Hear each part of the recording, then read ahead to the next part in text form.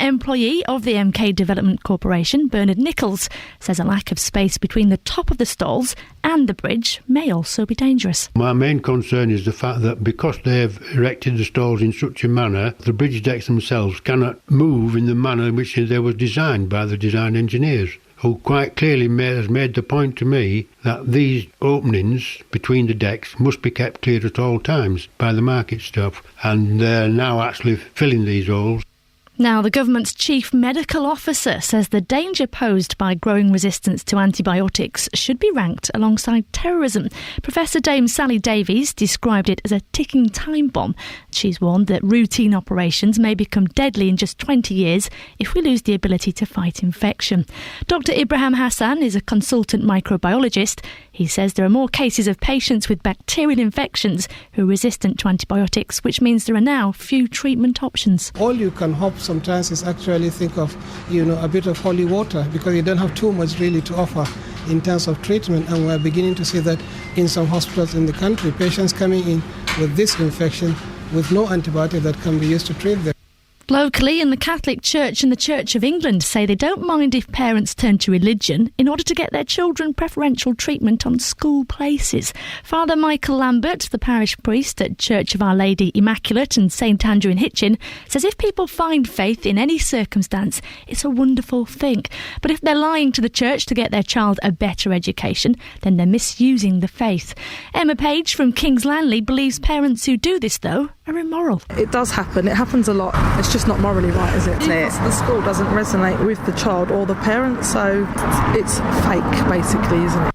Turning to sport now, Luton are now 8th in the conference but still won't make the playoffs after they drew 1-1 against Hereford over the weekend. And it wasn't such great news for the local sides Watford, Milton Keynes Dons and Stevenage, who all lost.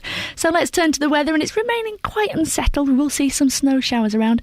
Temperatures of 1 degree Celsius, that's 34 in Fahrenheit. There's more news and sport online at bbc.co.uk/3 counties. BBC Three Counties Radio, first for news.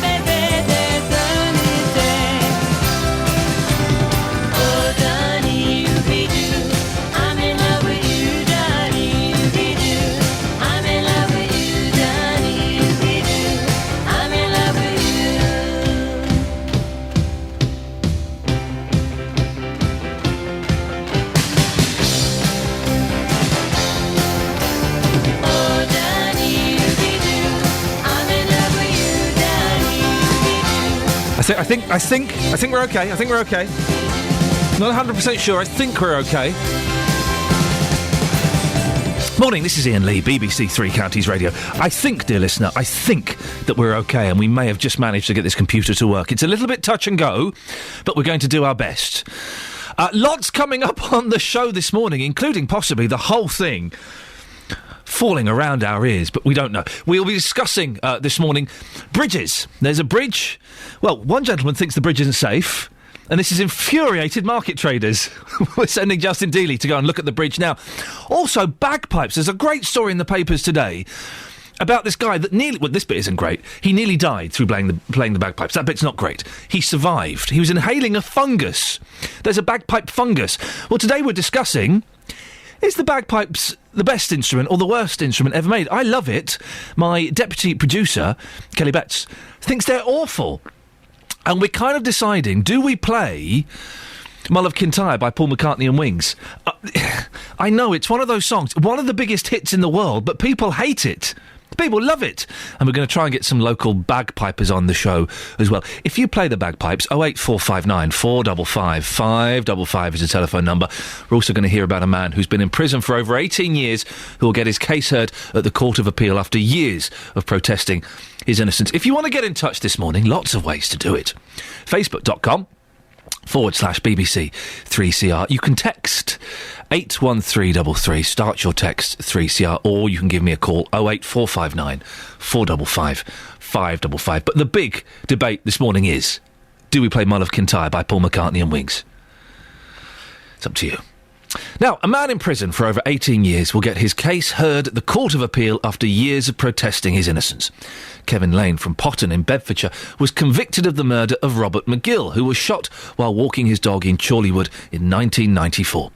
Barbara Tucker is Kevin's mother and described the moment she found out that he'd won the right to appeal. Well, it came as a shock, actually.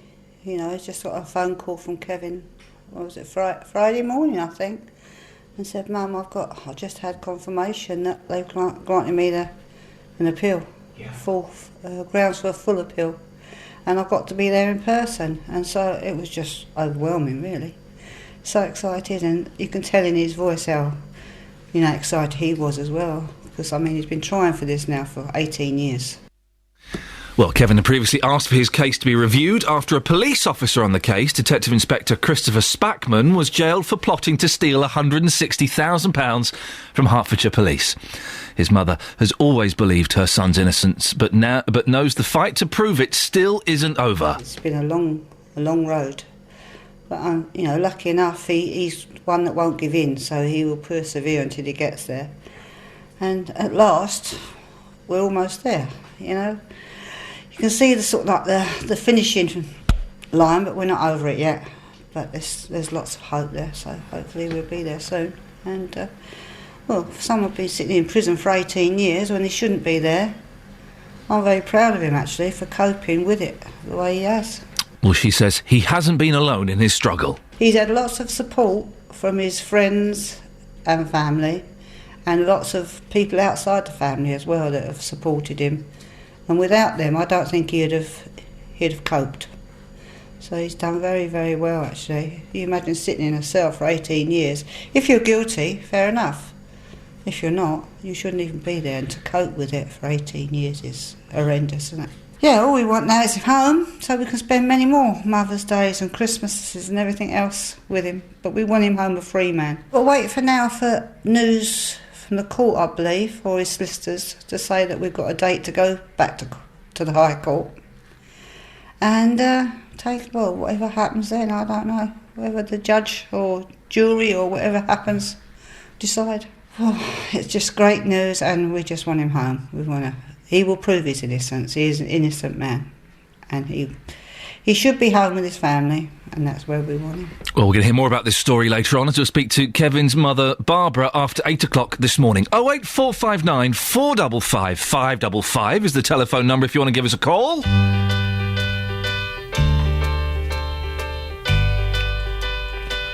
Oh, I could hide 'neath the wings of the bluebird as she sings.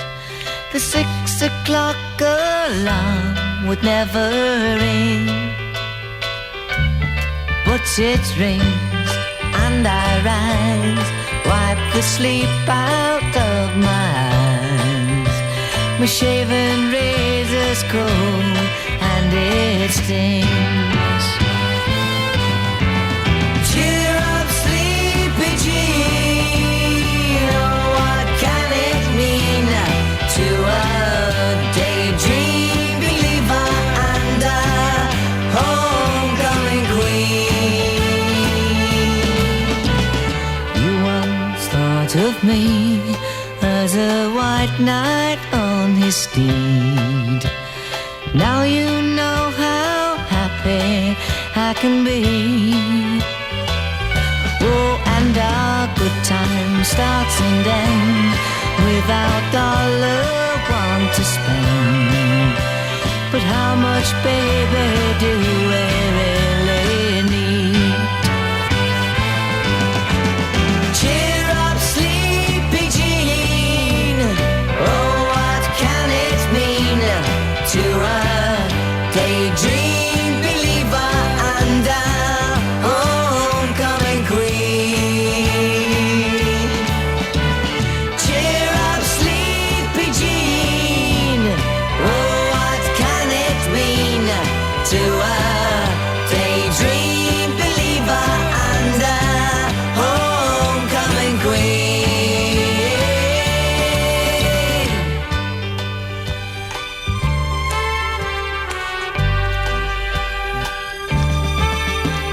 Cheer up, sleepy Jean. Oh, what can it mean to a daydream believer and a homecoming? I suspect it's going to be one of those shows this morning with computers failing and members of the team failing. We'll get through it somehow. It's a Monday. It's a Monday. Come on, what do you expect? Professionalism here? For goodness sakes, get out of it. Let's have a look at the front pages of the newspapers, shall we? The Daily Telegraph. Councillors for hire to give planning advice. Councillors across the country are offering themselves for hire to property developers who are hoping to take advantage of relaxed planning laws which come into effect within weeks. A Daily Telegraph investigation has revealed today. Well, there we go. Spend more on science or fall behind, Britain warned. And there's the Price, Vicky Price is on the front page of a lot of the newspapers this morning. As I think they get sentenced today, don't they? Yes, they do. The Times. Vicky Price again, buying some bin bags. Vicky Price popped to the shops to buy bin liners and look at socks and hair dye. That's the front page of the Times, OK? Imagine if every time you pop down to Sainsbury's or down to your local corner shop or to Robert Dias and someone took a picture of you and wrote about it on the front page of the newspapers. Cameron faces new split over austerity, and Jamie feels the heat over salt in his meatballs. He's got salty balls. He's the champion of healthy eating who's campaigned tirelessly for better quality food. But Jamie Oliver has been accused of using too much salt on his balls. That's the front page of the Times. The Independent. Resistance to antibiotics risks health catastrophe. I had an argument with the doctor about this. Remember, a few months ago. We may have another one later on today. Crufts. Gilly, a Petit Basset Griffon Vendine, gets a kiss from owner Gavin Robertson after she won the Best in Show at Crufts. Oh, for goodness sakes. Really? The Daily Mail. We're missing a newspaper, aren't we? Yes, The Guardian's disappeared. I don't know where that is. Welfare Minister rages at Bishop. There's nothing moral about trapping people on benefits, says IDS. Ian Duncan-Smith was embroiled in a battle with the new Archbishop of Canterbury last night. The Work and Pensions Secretary told church leaders there was nothing moral about their opposition to flagship welfare reforms. The Daily Express. Guarantee for every pension and weather. They've always got the weather on the front. And The Sun, Sir Alex Please Saved My Life, Paul Gascoigne and Pixie Hot, because her name's Pixie Lott. And there's a picture of her where you can see pretty much... Pixie Hot is what you can see. Now, bagpipes. Do you love them or hate them? Do we play Mull of Kintyre this morning? If we don't get any phone calls or texts on this, we're playing it. You can go to facebook.com/BBC3CR. You can text me, 81333. Start your text 3CR. Or you can give me a call, 08 459 455 555. Do we play Paul McCartney and Wings, Mull of Kintyre, before 7 o'clock this morning? My vote's in the yes camp. No impartiality here. Oh, it's Sophie Tyler. There's a surprise. Hearts and Bucks travel. BBC Three Counties Radio. Good morning. Well, not looking too bad out there at the moment. All seems to be moving well on the motorways. The M25 in particular looking good down the western stretch. The M1 also moving nicely at the moment.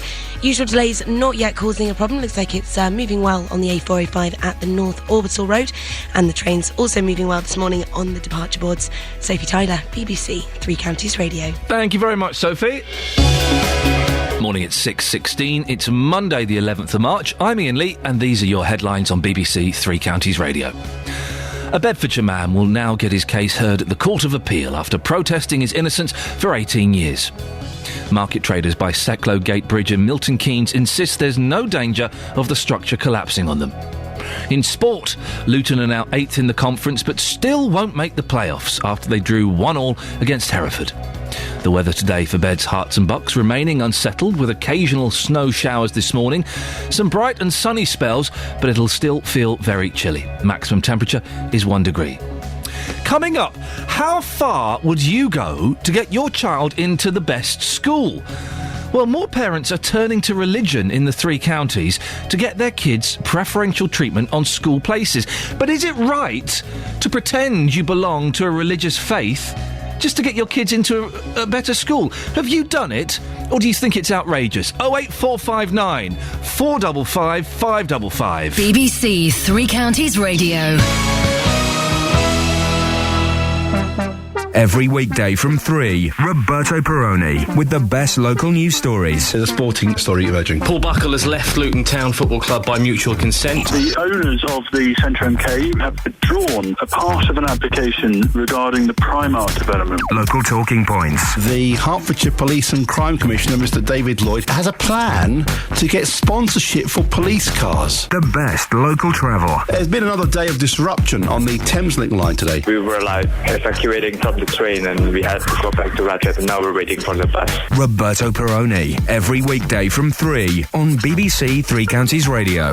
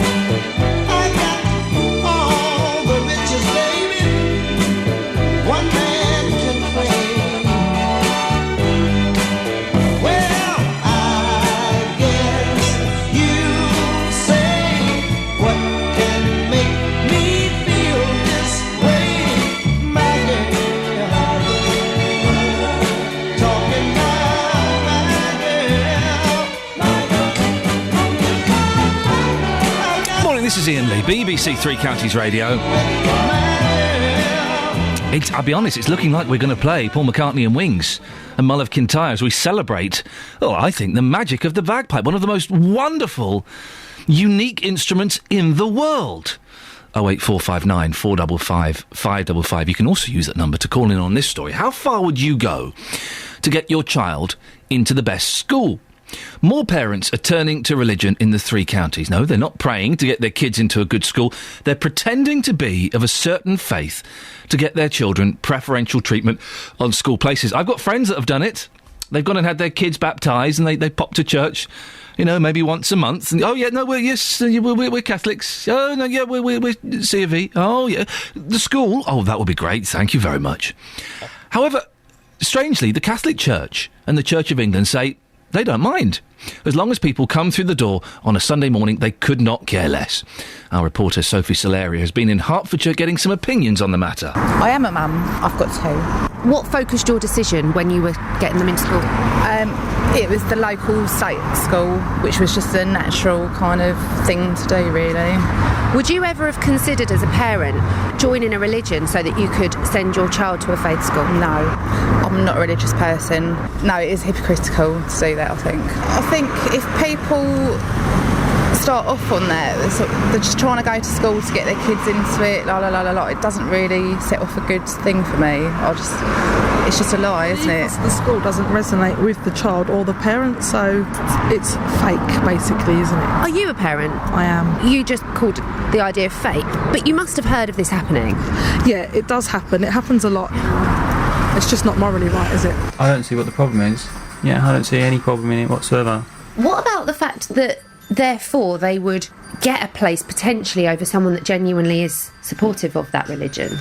So you could have an atheist sitting at the back of a church, solely there to get his child into a school, over maybe somebody that lives a little bit further out that's a genuine Christian. But there's two ways to look at it. Is that when they go to this faith school, that they could then find some faith, and so their family could be converted. So you could look at it on both sides. To be honest with you, there's so many people out there scheming to get the best for their children. I don't see it as any different as moving house to a new area to get your kids in a better school. Well, joining me now is Father Michael Lambert, the parish priest at Church of Our Lady Immaculate and St Andrew in Hitchin. Well, that's a mouthful, Father. Absolutely. And a mum of 2 from Olney, it's Alice Harrell. Good morning, Alice. Morning. Father Michael, we'll start with you. What do you think of parents who pretend to join a faith just to get their kids into a better school? I don't. I always accept people what they say and sort of explore with them what they're actually saying. I think that's the key way forward. I mean, my situation isn't quite the same as a lot of other ministers or priests, I think, because we got our own parish school, and most of those who apply, I know them already. So it's a different issue. But obviously there are those who start in the school coming from different backgrounds, and it's good to explore the reasons. What are they doing? Why are they doing it? I've got friends, Father, who have done this, who are not religious at all, but they had their kid baptised, and they kind of go to church once a month or once every kind of 5 or 6 weeks because they want that child to go to the Catholic school. How do you feel about that? Well, the process by which we look at the issue is they have to apply to the school, and they then have a priest reference form which they complete, a self-assessment form which they complete. But if that kid's baptised and they go to church, they stand a better chance, don't they, of getting into that school? Well, they have to be baptised, yes, of course, yes. But what if they're baptised for the wrong reasons, just to get into the school? I hesitate to criticise people's reasons or whatever, because I think as one of your correspondents was saying just a moment ago, grace can work through these apparent problems and issues, and faith can grow through the child back to the parents through the journey they make in the schools. So it is a two-way process, and I think the important thing is to be welcoming and to allow people to at least make an application and to walk with them and see what we can do to help them discern the real reasons. Alice, what do you think about this? Parents basically lying to get their children into faith-based schools? I really don't agree with it. I don't think it's very right. I think it's wrong. Yes, I mean, if it's a blatant manipulation of the whole process, then the problem arises, of course, with the pre-preference form, which goes back to the school. Because all I can say is that I know the person or whatever, and the child is baptised. Father, let me interrupt. Alice, how far would you go, though, to get... We all want the best education for our kids, don't we? Mm-hmm. Absolutely, I do agree, and I have moved to a better area so that mine will go to a good school. But from my opinion, education is such an all-round experience. I think that educating your children in a religion that you don't believe in is doing wrong by them. It's giving them kind of not the best education that you can, because you don't want your children coming home and, you know, telling you things that you don't believe in. I think it's kind of like telling them the wrong maths problems. It's not right, in my opinion. But they do have, faith schools do generally have much better educational records, don't they, and standards. So that's why a lot of people are doing it. Would you not want to do that for your kids, Alice? And then the kind of the religious stuff, if you don't believe in it, you can kind of knock that to one side because they're getting excellent maths and science and English education. Definitely. I think there is merits, of course, to it, but I myself went to a faith school when I was very young, and my parents, because it was the best school in the area, and then my parents brought me out of it because they didn't believe that I was, like I said, it's an all-round thing, and they thought that there were things that I was coming home and saying that they didn't believe in, and they thought that was wrong. So I went to a different school in the end. Father, if parents are doing this simply to get their kids a better education, they've got no faith, and is that not hypocritical? Because surely religion is all about honesty and openness, and there being neither of these things. Well, indeed, yes. I mean, I can but sort of present to them that situation if I'm aware of it. Fortunately, it has not occurred too often because, as I say, I know quite a few of those who are applying anyway, either to the primary school or to the secondary school in which I have particular concerns. So I would certainly sort of hardly support an application if I thought it was totally anti-faith. I haven't personally come across that time. How would you know, Father? Well, that's of course that is the point. Yeah. I think it is only by lived experience at times that you have to be able to respond. I'll tell you something. I got married in a church. I'm not religious, and I feel that we just did it because it was a nice building and we like the tradition of it and stuff. Yeah. And we kind of may have gently pulled the wool over the vicar's eyes to be allowed to be married there. Is that not the same thing? Well, yes. I mean, it's you who are sort of manipulating the system, isn't it? Yes. In that case. Yeah. And therefore, the vicar, I presume, was trying to be pastorally open to you, and therefore you have misused his goodwill. Ouch. So, sorry. No, Father, listen, I appreciate your honesty. It was a lady as well. Can you believe that these days? Thank you very much. We've got to end it there. That was Father Michael Lambert, the parish priest at Church of Our Lady Immaculate and St Andrew in Hitchin, and mum of two from Olney, Alice Harold. Well, what do you think? Have you done it? Let's be honest about this now. Have you lied about your faith to get your kid into a better school? 08459 455 555. My example is kind of a weak one. We wanted to get married in a church, and we went to church a few times, and we paid our fee, and we kind of, when the vicar said, well, why is it important for you to get married in church? We went, well, it's just, it's a great building, wonderful tradition. Oh, yeah, and it's really important to do it in the eyes of God. I don't want to go too much down that tangent, but it's the same thing, isn't it?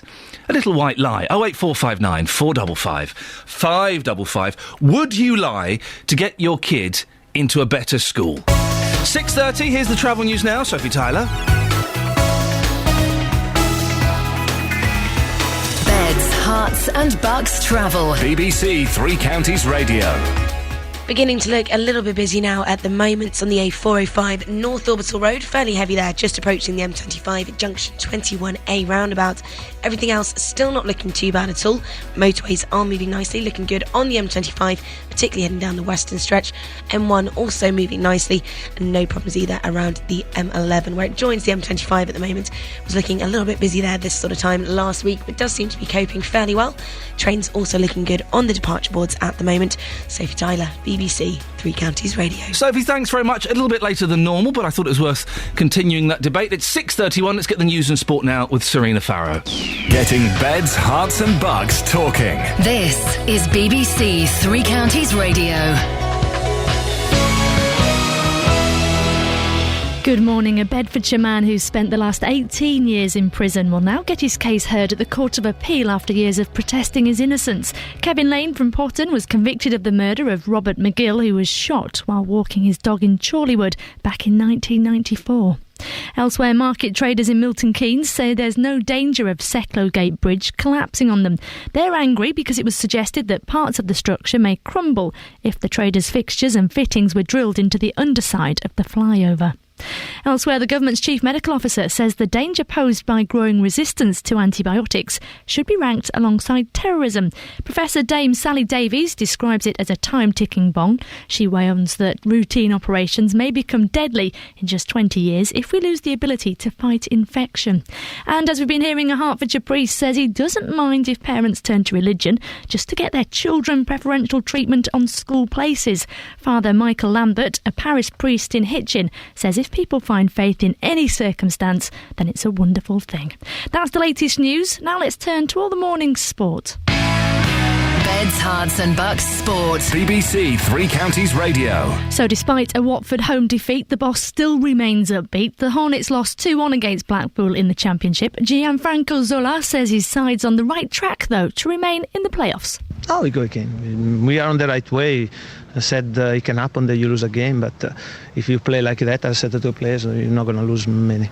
Next, and in League One, MK Dons are now 12th after a goalless draw against Sheffield United. Boss Carl Robinson still has high hopes of finishing high in the table. We've picked up 4 points over the course of the season, against 8 points in them 4 games, which is, as you well know, is promotion form. We should have done better in other games.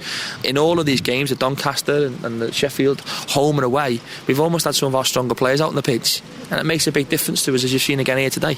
Let's stay with League One then, and Stevenage are 15th after a 2-0 defeat against Preston. Borough boss Gary Smith says he's still focused on more positive results. There's 2 things, obviously. The first one is to make sure that our security in the league is there, and secondly, to see some direction to the team and some positiveness that we've spoken about before towards next year. Elsewhere, Luton drew 1-1 against Hereford at Kenilworth Road, which still means they're out of the playoff places. Hatters boss John Sill remains optimistic. It's not where you start, it's where you finish. So you need to just keep going, just keep laying little bricks on the way and keep trying to build it. But 3 games, not been beat yet, it's good, isn't it? Moving on to the FA Cup, and Chelsea and Manchester United face a replay to decide who'll meet Manchester City in the semis after a 2-2 draw at Old Trafford yesterday. Elsewhere in the Premier League, Liverpool are up to 6th following a 3-2 winner over Tottenham. Captain Steven Gerrard scored their winner from the penalty spot on just 82 minutes. Rugby, and Saracens were knocked out of yesterday's LV Cup semi-finals after losing 21 points to 15 against Sale Sharks. 4 Ben Spencer penalties gave Sarries a 12-6 advantage midway through the first half.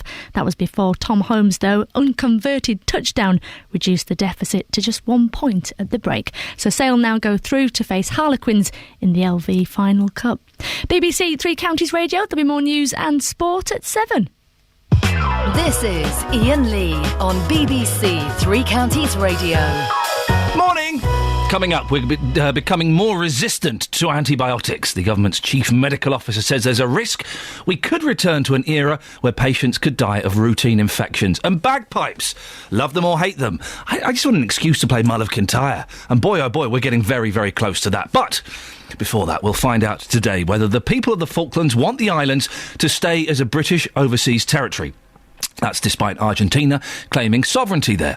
The islands in the South Atlantic have a population of around 3,000, along with a British military garrison. Whatever the outcome of the vote, the Argentinian government says it's meaningless. Well, our reporter Gavin Lee is 8,000 miles away in the capital, Stanley. Morning, Gavin. Gavin. Hello, morning. In a slight delay. I am 8,000 miles away, so do forgive me. That's quite right. Now, the message from where you are seems to be that an overwhelming number of people will vote to keep the status quo. Yeah, it's hard, to get a proper, definitive sense of this, though, because we had one person that got in touch with the BBC overnight. They didn't want to be identified, they didn't want to be interviewed, but they said there's a very small no camp of people who do want independence, or even to go as far as to say they want a dual nationality, because they said the problem would never go away with the Argentinians, and maybe this was the best way to solve it. However, they didn't want to be interviewed because if they did, there's such a theme of enthusiasm for the yes vote that they'd feel like they were traitors to the island. And I've got to say, I've been here for a few days. I watched so many people, particularly yesterday, dress up to go to voting in Union Jack themed T-shirts, full suits. There were flags draped around them, the 4x4s. Even dogs were being forced to dress up as people went out to vote in the referendum. And they lined up, the main population that live in Stanley, in the capital, queued outside the town hall. And as I went through the queue, people were shouting at me, were voting yes and telling me why. And I followed as well, because there are people who live out in the more remote areas, and there were mobile ballot boxes going out. So I followed one of the fleet of the 4x4s going to some of the small craggy areas. And I've got to say, if you haven't been here, and to give you a sense of how hard it is to travel, many of the roads aren't paved and you're just going over rocks and moorland, and it's pretty tricky. But this is what most people told me when I went through these more remote areas of the Falklands. I voted for what I think is best for the future of the Falkland Islands. Simple as that. I voted yes. I'm happy as the way I am. Simple as that. What is wrong with independence, as you see it? Too small. We'd be attacked by Argentina and taken over. Simple as that.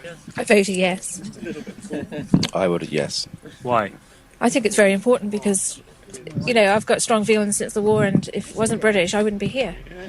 And for all the lives that was lost in the war as well, that means a lot. There are lots of international observers there monitoring events, and with only 1,700 voters, Gavin, you'd presume it would run quite smoothly and be over quite quickly. Is that the case?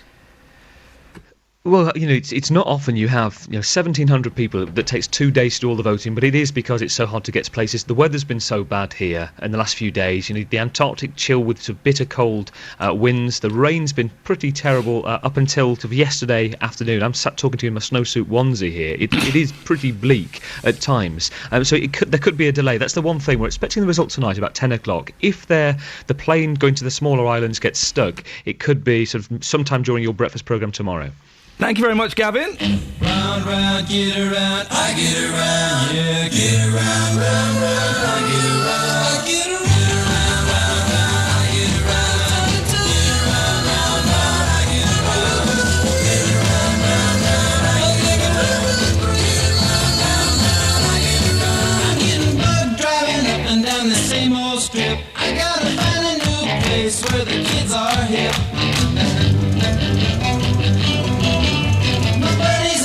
You're getting real well known, yeah, the bad guys know us and they leave us alone. I get around, round, round, I get around, get around, round, round, I get around, get around, round, round, I get around, get around, round, round, I get around, I get around, get around, round,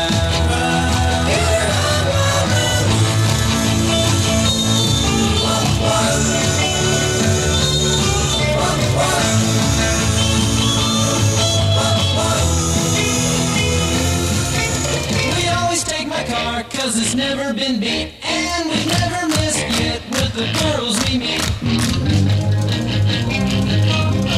None of the guys go steady, cause it wouldn't be right to leave your best girl home on a Saturday night. I get around, round, round, I get around, get around, round, round, I get around, get around, round, round, I get around, get around,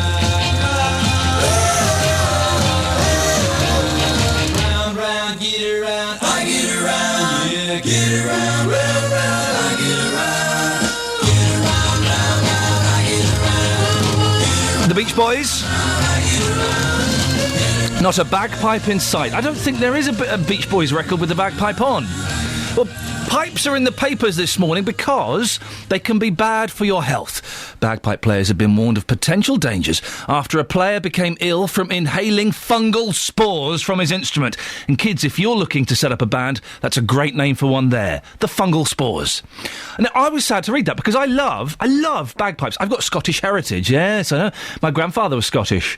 He was from Aberdeen. I couldn't understand a word he said. I couldn't. And also he'd get a little bit drunk as well, so he'd be drunk with a really strong Scottish accent. I couldn't understand him, but I loved him. And I think the bagpipes are a wonderful instrument. My producer, on the other hand, Kelly Betts, you think they sound terrible, don't you, Kelly Betts? You think that they sound absolutely awful. Right, That was Starman by David Bowie on the bagpipes. That's a little bit racist. Sounds the same. Okay. I like them. Okay, she's not a fan. Well, what do you think? 08459 455 555. Our bag correspondent, Justin Dealey, is out and about. Justin, you've been... Ian, good morning.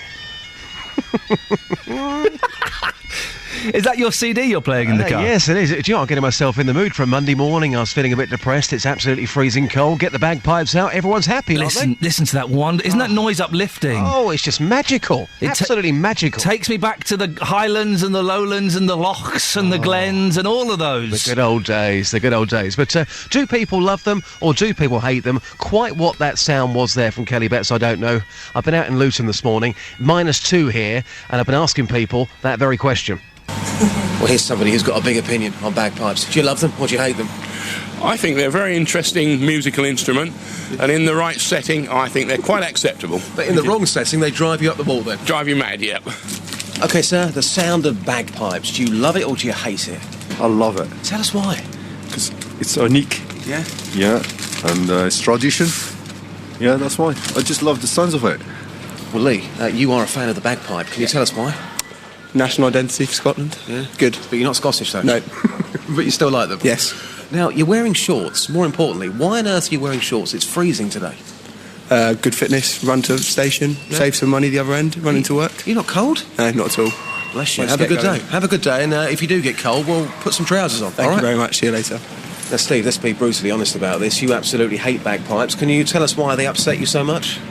It's not that they upset me. They don't upset me. I just don't like the sound of them. And the sound, please. I don't like the sound of them, and that's it. If you go to a wedding then, and somebody is playing the bagpipes, does that instantly put you in a bad mood for the day? Does it spoil the occasion? No. I mean, what they want is up to them. Yeah. But the thing is, it's like anything else. You don't have to listen to it, do you?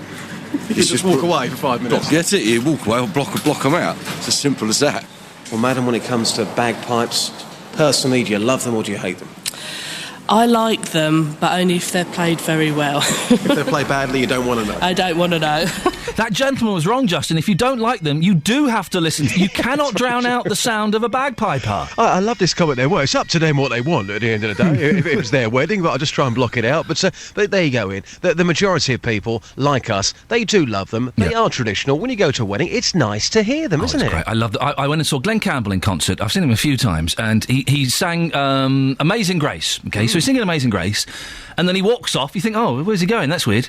He comes back on playing the bagpipes, Justin, and it was amazing. Value for money. There you go. Glenn Campbell with the bagpipes. I'm debating whether to play perhaps the most famous bagpipe pop song, Mull of Kintyre, by Paul McCartney. Yes.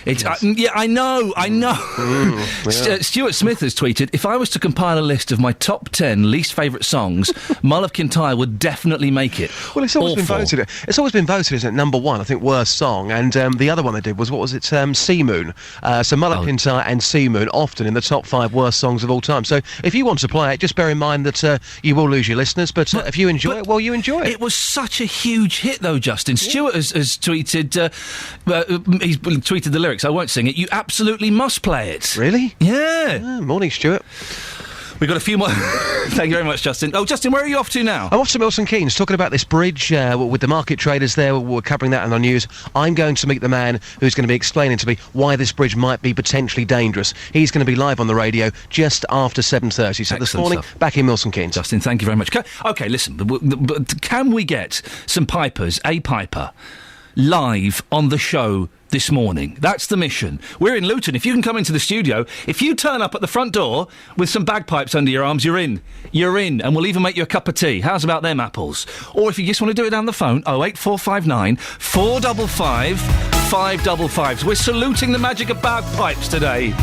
Here's the travel news now with Sophie Tyler. Beds, hearts and bucks travel. BBC Three Counties Radio. Looking busy on the motorway at the moment. Anti-clockwise on the M25, fairly slow with delays between junction 26 at Waltham Abbey, 25 at the A10 for Enfield. Usual delays in the area, however, and also between 21 at St Albans and 19 at Watford, and again heavy between 17 at Maple Cross and 16 at the M40. Now the Barnet bypass heading south is also slow this morning between Stirling Corner and the Watford bypass. Everything else though not looking too bad at all. Trains still moving nicely also on the departure pods. Sophie Tyler, BBC Three Counties Radio. Thank you, Sophie. Morning at 6:46. It's Monday the 11th of March. I'm Iain Lee and these are your headlines this morning on BBC Three Counties Radio.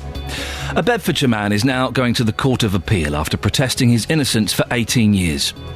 Market traders in Milton Keynes are angry about the suggestion that the Secklow Gate Bridge may crumble if their fixtures and fittings are drilled into it. In sport, the Watford boss says his side's on the right track for the playoffs despite losing 2-1 at the weekend. And coming up, we're becoming more resistant to antibiotics. The government's chief medical officer says there's a risk we could return to an era where patients could die of routine infections. We'll find out more before 7, but let's get the latest weather now. Here's Georgina Burnett. Beds, hearts and bucks weather. BBC Three Counties Radio. Good morning. Well, we've got a very cold day indeed ahead, so there's a rather bitter northeasterly wind really taking the edge off those daytime highs. We're just struggling to make it to freezing. There are yellow warnings all about to the east of us, but actually we're just about getting away with it, so if you are travelling east you may encounter some snow today. For us though, it's likely to be some light scattered snow showers, possible accumulations, but probably not really settling until tonight. Tonight we have large amounts of cloud with some mainly light snow showers and very strong winds today and tonight, and temperatures dipping down to -3 degrees Celsius.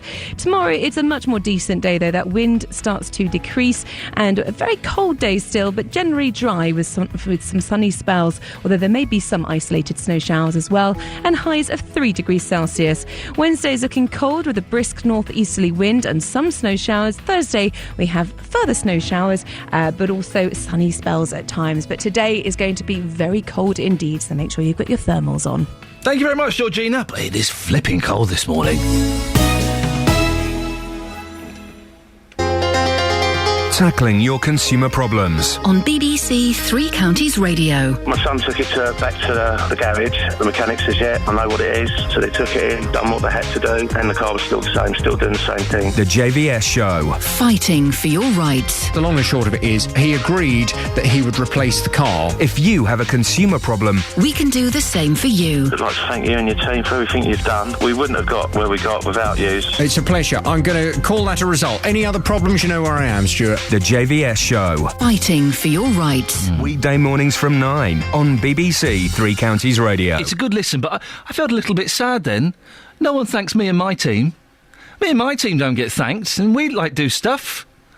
I can't think of anything, nothing springs to mind, but we do stuff. We might be getting you bagpipes live on the show before 9 o'clock. Yet no one's phoned up to thank me and my team. Now, the government's chief medical officer is warning the danger posed by growing resistance to antibiotics should be ranked alongside terrorism. Professor Dame Sally Davies says there's a risk we could return to an era where patients could die of routine infections without effective drugs to treat them. If we don't take action, we may all be back in an almost 19th century environment where infections kill us as a result of routine operations. We won't be able to do a lot of our cancer treatments or organ transplants. Well, reporter Simon Thompson has the latest. Morning, Simon. Yeah, morning. This warning has been around for a while. It's quite a familiar phrase, isn't it? It is, but the Chief Medical Officer might thank you for raising this as an issue on your programme. Professor Dame Sally Davies isn't the first Chief Medical Officer to warn of the dangers of using too many antibiotics. In fact, back in 1999, this was first raised as an issue by Sir Kenneth Calman, who said that the public had a responsibility not to demand antibiotics. And a few years ago, in 2008, Liam Donaldson, the Chief Medical Officer then for the government, urged doctors not to use antibiotics to treat colds and coughs, as these are caused by viruses and don't respond to antibiotics. Dame Sally actually made her thoughts clear a couple of months ago, but now she's gone further, as you heard her saying there, that the danger posed by growing resistance to antibiotics should be ranked along with terrorism on a list of threats to the nation. She's calling this a ticking time bomb. It's worrying stuff. So why is there a problem? Well, here's the science bit, if you like. First of all, there's something called antimicrobial resistance. Now, it happens when organisms are able to survive and resist medicines which have been made to destroy them. So bacteria can become resistant to antibiotics, viruses can become resistant to antivirals, and parasites can become resistant to drugs like antimalarials, for example. Now, the Chief Medical Officer is highlighting what she calls a market failure by the drug companies. They've not made any new antibiotics, actually, since 1987. Why? Well, they no longer see this market as profitable. Because these days drugs are used by patients on a daily basis, but antibiotics are only used by, say, for us when we get them prescribed by the GP for, say, 1 or 2 weeks at a time, and then need to be thrown away because they have a short shelf life. So existing bugs are then obviously developing resistance to current drugs on the market, and that's already causing problems. For example, Dr. Ibrahim Hassan is a consultant microbiologist in Manchester, and he says they're already seeing in some hospitals patients coming through the doors with an infection that no antibiotic can be used to treat them, and all he says you can hope for is a bit of holy water, because you don't actually have much in terms of options for treatment. Wow, when doctors start asking for holy water, you know you're in trouble. What needs to happen then, Simon? Well, there is hope, and there's a plan of action. First of all, the Chief Medical Officer says drug companies need to be encouraged by governments to develop new drugs. She's highlighting what's called the Innovative Medicines Initiative. Didn't know about that. Well, it's an EU-funded, European Union-funded body which its aim is to promote the development of new medicines. So she says that's one example of how drug companies can be encouraged to come up with new drugs. But she says this is a global issue for governments, the medical profession, individuals and the pharmaceutical drug companies. She says she wants to see better education about the issue for medical students, so when they go into the profession as doctors and are fully qualified and prescribing drugs, they prescribe fewer antibiotics only when the patient actually needs them. As well as that, there's going to be a 5-year government strategy published shortly. That'll call for responsible use of all antibiotics throughout our society, and, as I mentioned earlier, antimicrobial resistance will be put on the government's national risk register of civil emergencies to rank alongside things like terrorism attacks, pandemic flu and major flooding. So really quite a serious issue. But the Chief Medical Officer also says that this should be discussed at the G8 summit, which happens in London next month. Simon Thompson, thank you very much. Call 08459 455 555. 08459 455 555. BBC Three Counties Radio. The story in a lot of the papers is in the Telegraph. I'm looking at it now. John Shone, 77, an expert in classical bagpiping, became ill after inhaling fungal spores from his instrument. The fungal spores, I think I've got their second album somewhere. Well, it brought up the debate. To pipe or not to pipe? I love the sound of the bagpipes. Alan's from Milton Keynes and Kenny's in Corby. Morning, gentlemen. Good morning, Jimmy, how are you? Alan, let's start with you. The pipes, yes or no, sir? Brilliant, mate. Got to have them. They're a cracking instrument, aren't they? Yep. Especially when you get a military band playing them. Whoa, with those drums going away and the pipes and the sound of the... Try and describe, Alan, to those people who don't like them, including my producer, Kelly Betts, what is so special about them? I don't know, it's just a wonderful sound. When they're played properly, it's like any instrument. Kenny, do you agree? Oh, absolutely. Oh, look, you've given yourself away with your accent there, fella. They must remind you of home and mama. Oh, it's absolutely... They just put the hairs in the back of your makeup. Oh, yes. It's magic. A lone piper in the mist at dawn. Wonderful. It's absolutely brilliant. You want to be standing in the main street in Edinburgh when they've got the lone piper standing on the Edinburgh Castle and he's playing... Absolutely brilliant. Been there, done that. It's wonderful. Kelly Betts, is any of this swaying you now to like the bagpipes? Unbelievable. Well, gentlemen, listen, thank you for calling. We're going to play a little bit of... We're going to play the whole thing, Mull of Kintyre. I want to... Alan and Kenny, thank you very much for calling in. I want to get some local pipers in. We're in Luton. If you can turn up before 9 o'clock at our front door with a set of bagpipes, you can come in and play. If you can't do that, 08459 455 555. Here we go. This surely is a wonderful song, isn't it? Mull of Kintyre, on mist rolling in from the sea. My desire is always to be on Mull of Kintyre.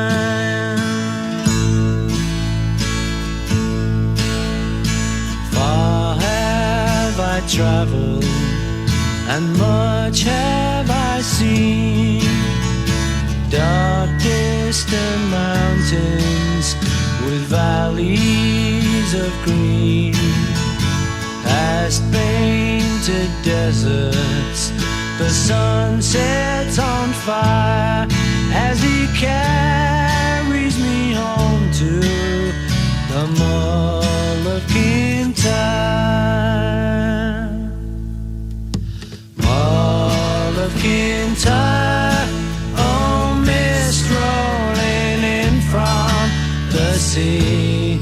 My desire is always to be here, oh Mull of Kintyre.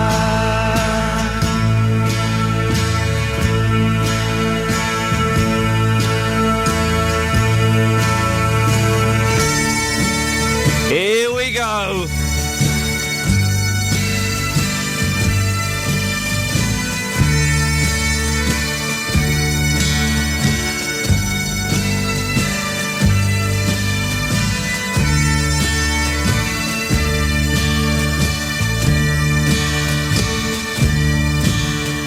Sweep through the heather like deer in the glen. Carry me back to the days I knew then. Nights when we sang like a heavenly choir of the light and the times of the Mull of Kintyre. Mull of Kintyre, oh mist rolling in from the sea. My desire is always to be here, oh Mull of Kintyre.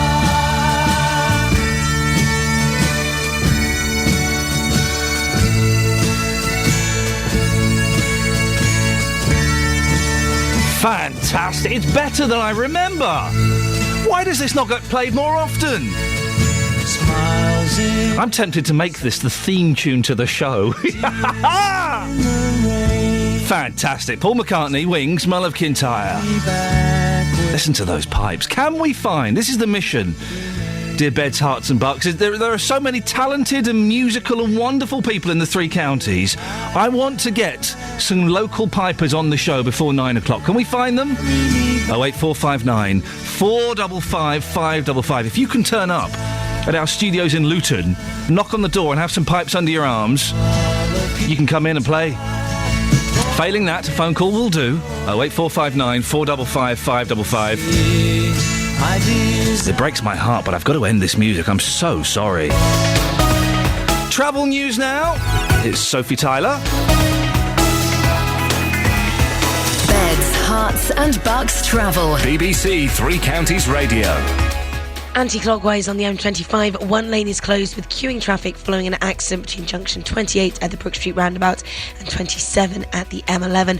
Also still slow between 26 at Waltham Abbey and 25 at Enfield, and again between 21A at St Albans and 19 at Watford. Now southbound on the M1 also slow between junction 10 at the M1 for Luton Airport there, and 9 at Redbourne as well. Usual delays elsewhere. Barnet bypass heading south still slow between Stirling Corner and the Watford bypass. Everything else not looking too bad though. Sophie Tyler, BBC Three Counties Radio. Thank you very much, Sophie. Morning, this is Iain Lee, BBC Three Counties Radio. Would you lie about your religious faith to get your kids into a better school? We'll talk more about that and other things after the latest news and sport with Serena Farrow. Getting beds, hearts and bucks talking. This is BBC Three Counties Radio.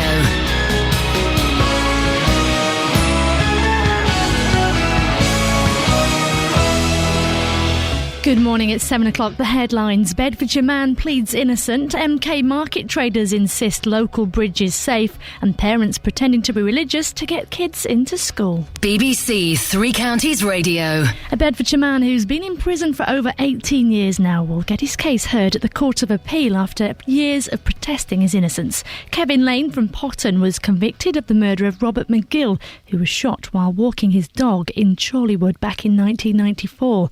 He'd previously asked for his case to be reviewed after a police officer on the case was jailed for plotting to steal £160,000 from Hertfordshire Police.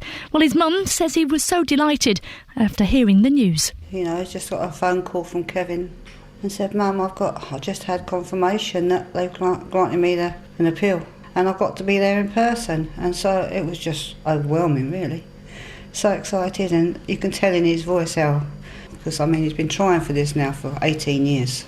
Let's turn to Milton Keynes, and market traders there say there's no danger of Secklow Gate Bridge collapsing on them. The stallholders are angry after it was suggested parts of it could crumble if their fixtures and fittings were drilled into it.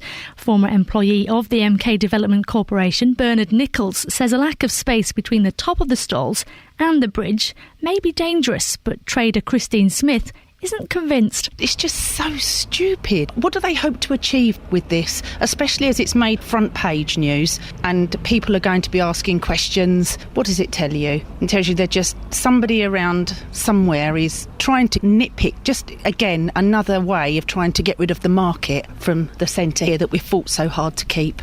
A Hertfordshire priest says he doesn't mind if parents turn to religion just to get their children preferential treatment on school places. Father Michael Lambert from St Andrews in Hitchin says if people find faith in any circumstance, then it's a wonderful thing. But if they're lying to the church in order to get their child a better education, then they're misusing the faith. However, Alice doesn't agree. I myself went to a faith school when I was very young, and my parents, because it was the best school in the area, and then my parents brought me out of it because they didn't believe that I was, and they thought that there were things that I was coming home and saying that they didn't believe in, and they thought that was wrong. So I went to a different school in the end. The Chief Medical Officer for England has said the danger posed by growing resistance to antibiotics should be ranked alongside terrorism among the threats to the nation. Professor Dame Sally Davies has described it as a ticking time bomb. She says the pharmaceutical industry needs to be given incentives in order to develop more antibiotics because diseases are constantly emerging or becoming drug resistant. And in sport, the Watford boss says his side's on the right track for the playoffs. That's despite losing 2-1 at the weekend. And it wasn't such great news for the other local sides, MK Dons and Stevenage, who both lost as well.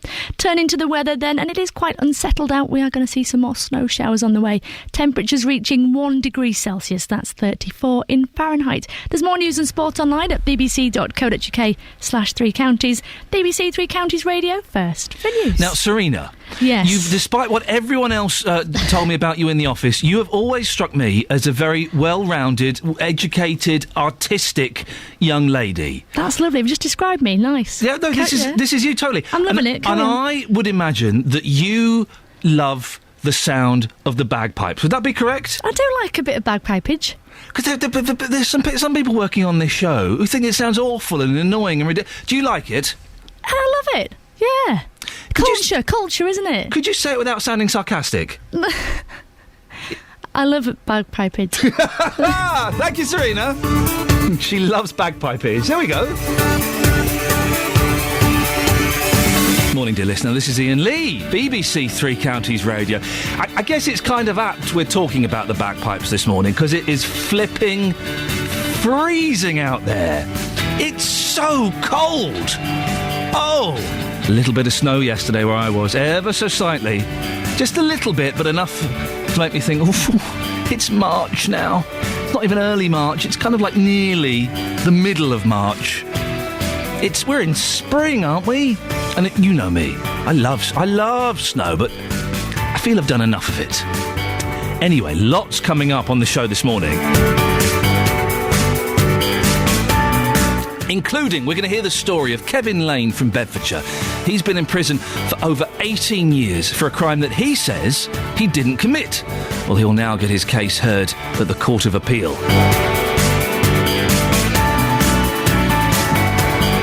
Would you lie about your religion to get your kids into a better school? A lot of people in the 3 counties are doing it.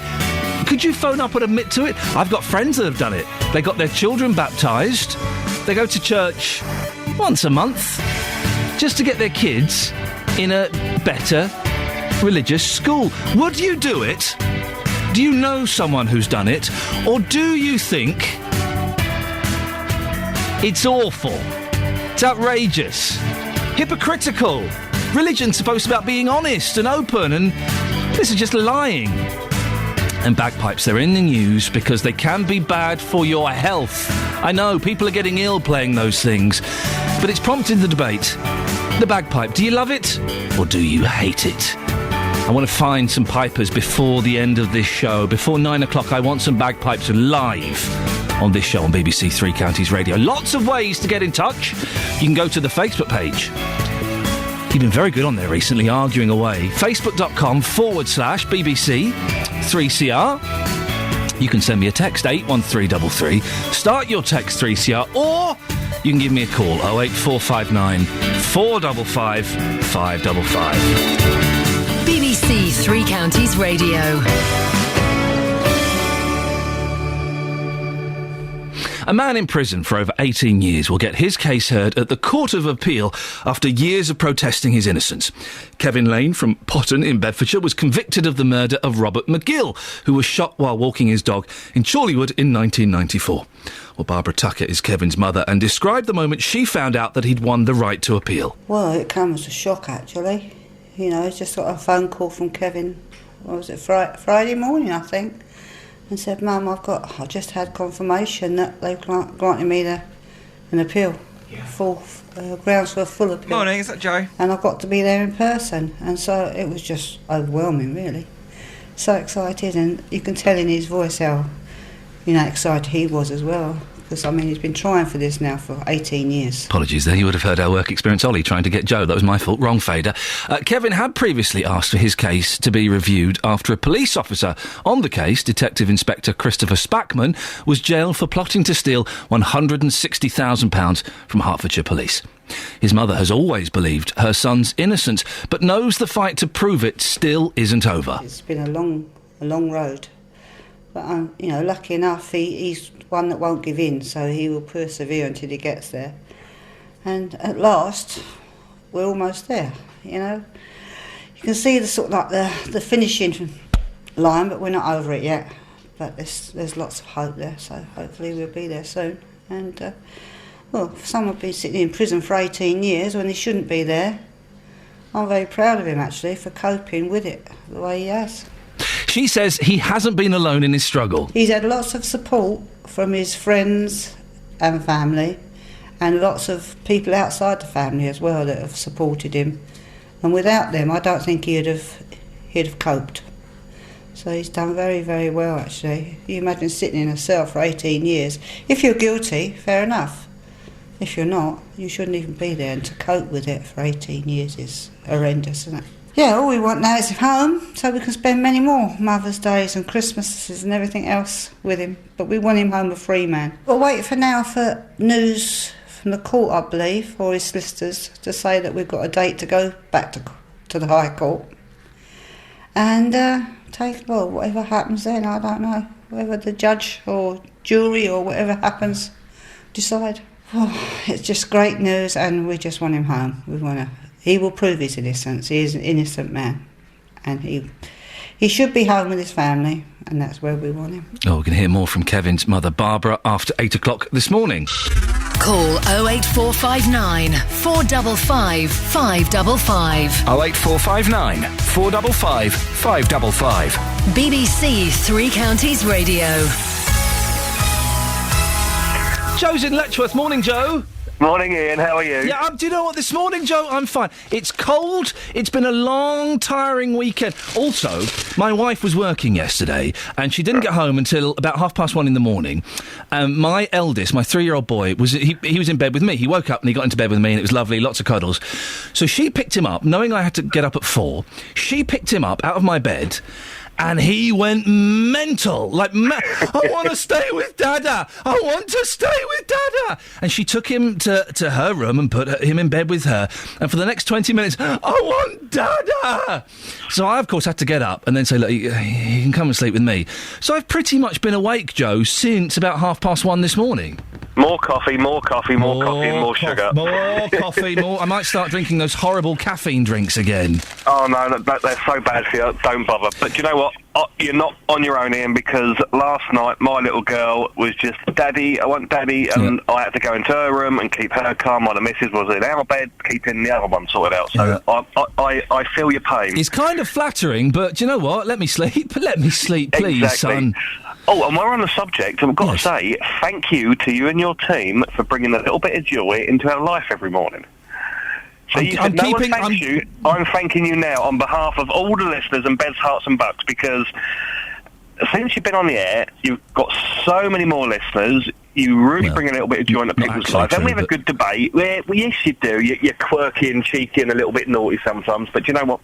You bring a little bit of joy into people's lives. You've got work experience, Ollie, who works hard in the background. Well, you've got producer Kenny Betts, who knows nothing about bagpipes and sound. Yeah. And then you've got you. So, yeah, it's fantastic. Joe, the reason I'm keeping quiet is two reasons. One, because you're going to be the new trail for this show. 2, because we've got no material. But you're very kind to say so. Are you a fan of the bagpipes, Joe? I am.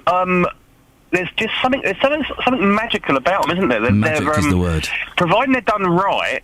I've always said, I know it's a bit morbid for 10 past 7 in the morning, but I said, when I die, I actually want a lone piper playing at my funeral, because it's just such a nice, soothing sound if it's done right. You want it done at dawn in the mist. You want it to appear over the horizon. With a wee dram, sort of, keeping your insides nice and warm. Beautiful. It's funny because, it's not funny. It was my dad's funeral a few weeks ago, and we chose Neil Diamond, Hello Again, right? Because Neil Diamond was his favourite. Of course, I can never ever listen to that song ever again in my life. I'm never going to be able to play that song without bursting into tears. But it's got me thinking about my funeral song, what music I'm going to play. And I found a cracking Mama Cat. When I have a funeral, I want everyone to be in tears, all right? I don't want any of this all standing around laughing. Oh, he was I want everyone in tears. I want proper dramatic people sobbing, throwing themselves into the grave. All of this, okay? And I found a wonderful Mama Cass song, which I might bring it in and play it in the week, because it's so slow. It's so miserable. It's so haunting. Do you know what bit of music you're going to have at yours? If you can't get the piper, what are you going to have?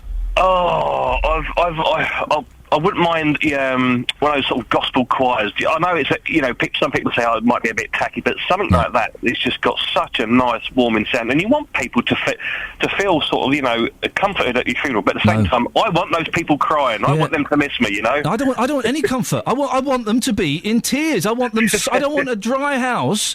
And at my dad's funeral, there were so many people turned up. It was amazing, and because he was a bit of a dodgepot, but he was a good bloke all in all. But everybody was in tears, and that's exactly what I want, Joe. I want everybody sobbing in the aisles. You see, something that not even an antibiotic can cure, you see? Yeah, there we go. Joe, listen, thank you for coming on. Thank you for your kind words. Thank you for supporting us. 08459 455 555 is the telephone number. If you want to give us a call. It's true. I don't want a dry house in my funeral. I want everybody sobbing. Everybody. That's what it's... you get these funerals, everyone has a laugh and a joke. And hey, listen, I cracked a few jokes at my dad's funeral. Yeah, I cracked a few jokes. Some new material. Some of it worked. You've got to try these things out. You never know who's in the audience, do you? You never know. Could be my big comeback. No, I cracked a few jokes and got a few laughs, but I don't want a dry house, a dry eye in my house. I want everybody to be in tears, for goodness sakes. 08459 455 555. We're talking about the bagpipes. We're also talking about there is an increase in Beds, Hearts and Bucks in the number of people that are they're going to church and pretending to be religious to get their kids into faith schools. Faith schools are supposedly better. They've got higher the reports. They do better in all their Ofsted reports. What do you think? Do you agree with that? Or do you think that's a bit naughty? My friends did it. My friends got their kid baptised. They go to church once a month or thereabouts, just so that they can sign up for the local, I think it's a Catholic school. Have you done it? Be honest. 08459 455 555. Have you done it? Or do you think it's outrageous?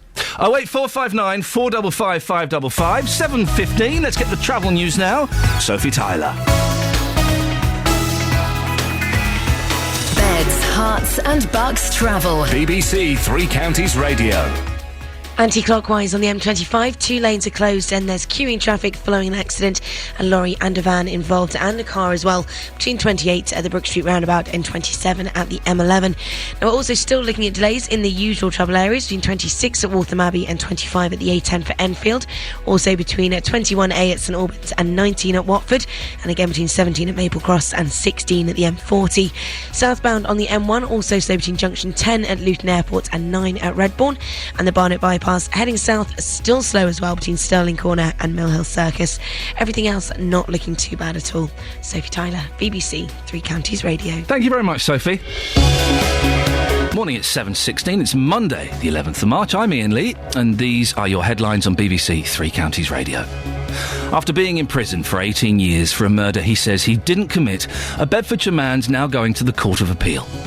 A Hertfordshire priest says he doesn't mind if parents turn to religion just to get their children preferential treatment on school places. And in sport, the Watford boss says his side's on the right track for the playoffs despite losing 2-1 at the weekend. The weather today for Beds, Herts and Bucks, cold. It's just cold. I mean, it's icy. Horrible. It's going to remain unsettled with occasional snow showers this morning. Some bright and sunny spells, but it'll still feel very chilly. Maximum temperature is 1 degree. Coming up, would you lie about your religion to get your children into a better school? A lot of people in the three counties are doing it. Do you agree with it or do you think it's outrageous? 08459 455 555. We'll discuss it more before 7:30. BBC Three Counties Radio. This Friday, join us for a jam-packed night of comic relief, featuring Peter Kay, Miranda, Call the Midwife and Rowan Atkinson. It's going to be, wait for this, cake. Is that right? Or is it mint? Plus, MasterChef, Ricky Gervais, Russell Howard and a special performance from One Direction. It's going to be amazing. Comic relief, funny for money. We're all giving as much as we possibly can. Are we? Jim! This Friday from 7 on BBC One and BBC One HD. How far would you go to get your child into the best school? More parents are turning to religion in the three counties. No, they're not praying to get their kids into a good school. They're pretending to be of a certain faith to get their children preferential treatment on school places. However, the Catholic Church and Church of England say they don't mind as long as people come through the door on a Sunday morning. Our reporter, Sophie Solaria, has been in Hertfordshire getting some opinions on the matter. I don't approve of that at all. Why is that? Because I think religion is a very personal thing, and if you're going to follow a faith, you've got to totally believe in that faith, and you've got to have an understanding of the faith, and it's using a faith to get... Yes, it's using a faith to get something that you think is going to improve your children. And have you got children yourself? I have had children myself, yes. I've had 2 sons. If you were in a position where your child was in a place where perhaps the state school was failing and the local faith school was doing better, would that maybe send you to church or synagogue? I'd have to have some inner feeling that I wanted to think about faith, but I couldn't do it just to get my children into a different school. My reaction would be to try and do something about the school. Just don't feel that it would be right for me to do that, really. I wouldn't want him to go to the faith school, though. That would be the thing, because I'm completely and utterly atheist, and I know at faith schools they do teach the faith, so I wouldn't want him to actually be involved in that, really. You know, they learn at home as well. You know, you can teach them at home, so as well as the school, and I think you should be doing that anyway, regardless of what school they go to. With us now is the director of the Church of England Schools, John Reynolds, a mummy blogger from Welwyn Garden City, Emma. Is it Pero, Emma? Hello, hi. Hello, how are you? You're right. I'm fine, thank you. How are you? I'm cold, but I'm okay. We'll come to you in a second, Emma. Okay. John, let me start with you. What's the Church of England's stance on admittance into C of E schools in the 3 counties? First of all, could I take issue with your introduction? We don't approve of people lying on their applications. That's clearly wrong. Most of our schools are open access. They're open to all the community. There are a few who select on faith, and we expect people to be honest when they do that. But for most of them, it's going to church. We don't sort of get them to put their hand on the Bible or the Book of Common Prayer and swear on it. So we are happy with the system. We think in the most cases it works properly. There are a few people who do tell porkies, but that's true of any system, isn't it? Well, John, we didn't say lying in the introduction. We said they're pretending to be of a certain faith. So, I mean, and that probably means going to church once a month, getting their children baptised. Yeah. Is that bad or is that good? Well, I think people, we have to take people as they come. If they say that, they got their child baptised for honest reasons, then, we accept it as that. But we don't normally go with baptism. That's more a Catholic model. We go with church attendance. And people who go to church Sunday by Sunday don't say, well, I believe absolutely everything the vicar says. I believe that, but I don't believe that. Who are we to sit in judgment upon what a person thinks as they sit in the pews? But if they are going simply to get their kids into a school... Yeah. What's the church's view on that? That's clearly something that is concerning, but most of our schools don't actually say you must go to church in order to do that. They say if you are in the parish, then you can have a place. What we do find is that many Church of England schools, the vicar goes there, takes assemblies, and invites the children and their parents along to services at the weekend. Say once a month they have a special children's services like we do over at My Way near Tring. And it's quite voluntarily done, and it's a good link between the school and the church, but it's forcing no one to lie about their faith or to lie on a form when they apply for a place. Emma, would you opt to send your kids to faith school?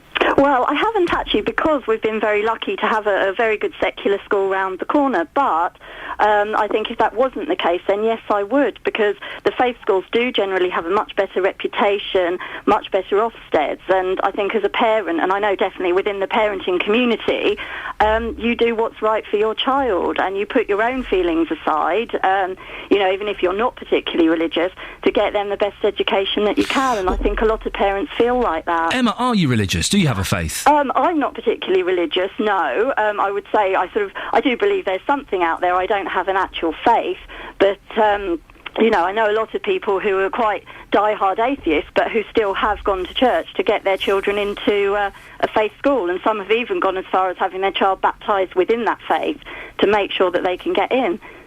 John, how does that make you feel when you hear that? Because I've got examples as well where people have who are atheists but pretend to get their kids a better education.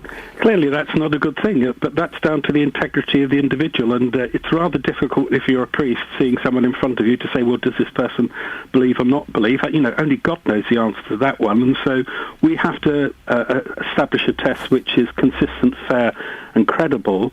And on the whole, it's a system which works well. I mean, of course, one solution is to have more church schools because they are popular. There are plenty of good community schools. I've taught in some. More church schools would mean that people weren't lying about their faith. Now, if an atheist goes and gets a child baptised, well, that's a question for them, really. Why are faith schools doing so well, John, in terms of standards? Because they do generally have higher standards. They do generally have higher standards, yes. I think part of it is the Christian ethos, or indeed the Jewish or Muslim ethos. Part of it is a feeling of community. We are here, these are accepted moral values, and one of those is valuing every child as an individual. So every child is treasured as a creation of God, and you want to do your best, and also a sense of the community pulling together and feeling that education is a good thing. This is something that Christians and Muslims and Jews all believe. So I think that contributes to the high standards in church and other faith schools. Emma, you're a blogger, and you've been asking parents what they think about this. What have they been saying? I mean, I think most people do feel very strongly that they will do what they have to do to get their child into a good school. I think the trouble is there is a lack of good schools in Hertfordshire. Some are fantastic, but you have to live about 100 metres away from the school to actually stand a chance of getting in. So to me, the solution is to actually look at our schools and try and improve the schools that are failing, try and make people want to get into the schools that are secular schools so that they don't feel they have to compromise their integrity to try and get their child into a decent church school. Can I just say something about Hertfordshire schools? Actually, they're amongst the best in the country. I think I had the Chief Education Officer for Hertfordshire, Justin, say that they came 12th in the league tables. There are plenty of good schools in Hertfordshire, but we have got a growing population and we do need some more schools, and so more church schools are part of that would be a good thing.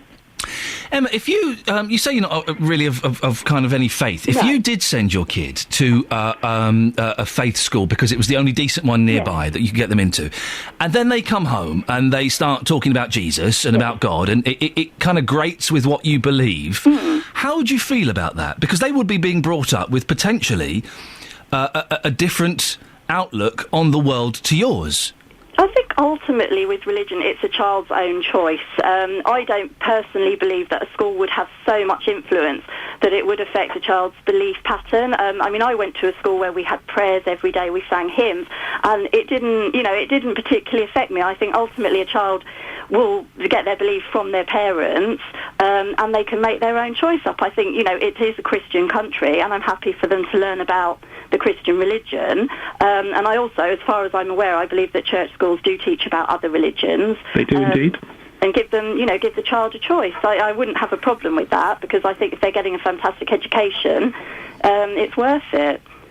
John, how does it work with in terms of the number of children you take? Supposing there's only one place left in your school, in a slightly fantasy situation, does that go to a C of E child or someone who's not secular? It depends on the particular church school. So a voluntary controlled school or an academy, which was a voluntary controlled school, it would normally go on a distance. If there's a shortage of places, then it will be distance from the school. If it's a Church of England school, if there's one extra place, it all depends on the category of child. If the child is one living in the village, then it'll be on distance rule. But if there are untaken places amongst the church category, so for example, some of our schools have got faith places and 25% faith places and 75% community places. It'll depend on the balance of children that have been received that year. So it's a quite complicated situation. John Reynolds, Director of the Church of England Schools, thank you. Emma, do you want to give a quick plug for your blog? Oh, yes, of course. It's called HertfordshireMummy.com, and I write about days out in Hertfordshire and being a parent in Herts. Emma, thank you very much indeed. Well, 08459 455 555. What do you think? What do you think? Do you think it's right? I know people that have done this, that have pretended to be a C of E or Catholic, got their kids baptised, go to church, to get their kids into a better school. 08459 455 555. We've got some tweets here. Derek Eastman says, I believe it's impossible to just follow a religion without commitment. Danielle says, personally, no, I wouldn't do it, but I know people that would. I have a conscience, and if God is a real dude on a cloud, he would know I was fibbing. Well, I don't know if God is a dude on a cloud, but... and Karen in Essex says, no, it's wrong. I got rejected from the C of E senior school because my parents didn't go to church, even though I did. How bad is that? I've got the son, a 7-year-old son of a friend... who they lied about their religious belief to get him into, I think it's a Catholic school, and he's constantly talking about Jesus and God. There's another verse. Did you know there's another verse to Happy Birthday that's about Jesus? I can't think what it is. I think it's kind of made up a little bit, but it's all about Happy Birthday to you from Jesus or something. I can't quite remember the words, and he always sings it at birthday parties, and we all freeze slightly awkwardly as he does, and let him finish, and then we cut the cake. 08459 455 555. I would love to talk to you this morning if you've not necessarily lied, maybe bent the truth slightly, exaggerated your religious convictions just to get your kids into a better school. We all want the best for our kids, don't we? 08459 455 555. Here's the travel news now with Sophie Tyler. Hearts and Bucks travel. BBC Three Counties Radio. Anti-clockwise on the M25, we have 2 lanes closed and queuing traffic, all following an accident involving a lorry, a van and a car between junction 28 at the Brook Street roundabout and 27 at the M11. Also have 1 lane closed with queuing traffic, again following another accident around junction 21A at St Albans, with congestion back to 22 at the Bell roundabout at the moment. Southbound on the M1, still slow as well between junction 10 at Luton Airport and 9 at Redbourne. Barnet Bypass also still queuing heading south in Stirling Corner and Mill Hill Circus. A few other usual delays as well. Southbound on the A1, fairly slow around the Black Cat roundabout at the moment, and through Cheshunt the A10 is also slow around Winston Churchill Way. Everything else not looking too bad at all. Sophie Tyler, BBC Three Counties Radio. Thank you, Sophie. You can go to the Facebook page as well and have your say on not only bagpipes but also religious schools. Facebook.com/BBC3CR. Maybe we'll look at your posts a little bit later on. Before that, at 7:30, here's the news and sport with Serena Farrow. Getting beds, hearts and bugs talking. This is BBC Three Counties Radio. Good morning. Now, after being in prison for 18 years for a murder he says he didn't commit, a Bedfordshire man's now going to the Court of Appeal. Elsewhere, market traders in Milton Keynes are angry about the suggestion that the Secklow Gate Bridge may crumble if their fixtures and fittings are drilled into it. A former employee of the MK Development Corporation says a lack of space between the top of the stalls and the bridge may also be dangerous. A Hertfordshire priest says he doesn't mind if parents turn to religion just to get their children preferential treatment on school places.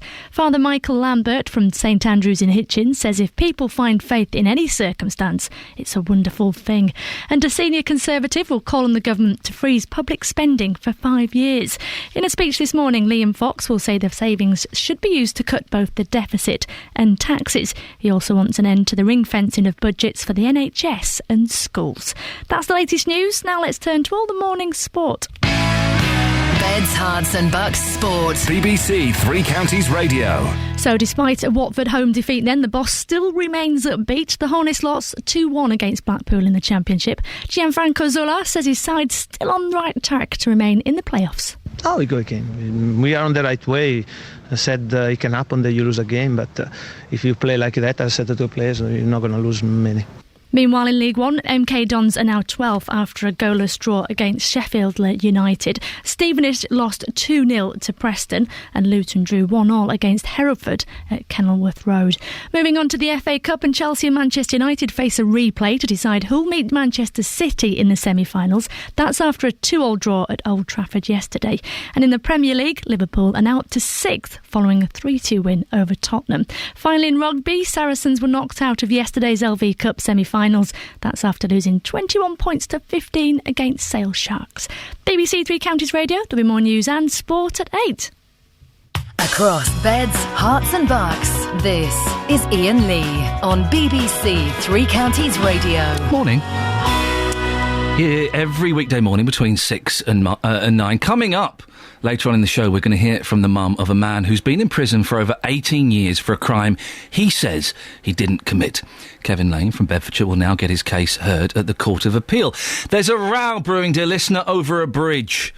A former employee of the MK Development Corporation says Secklow Gate Bridge in Milton Keynes is dangerous and could crumble. And on Friday, I was joined by a 14-year-old magician. Jay Borthwick was hoping to be crowned the Young Magician of the Year. He was good. Was he good enough?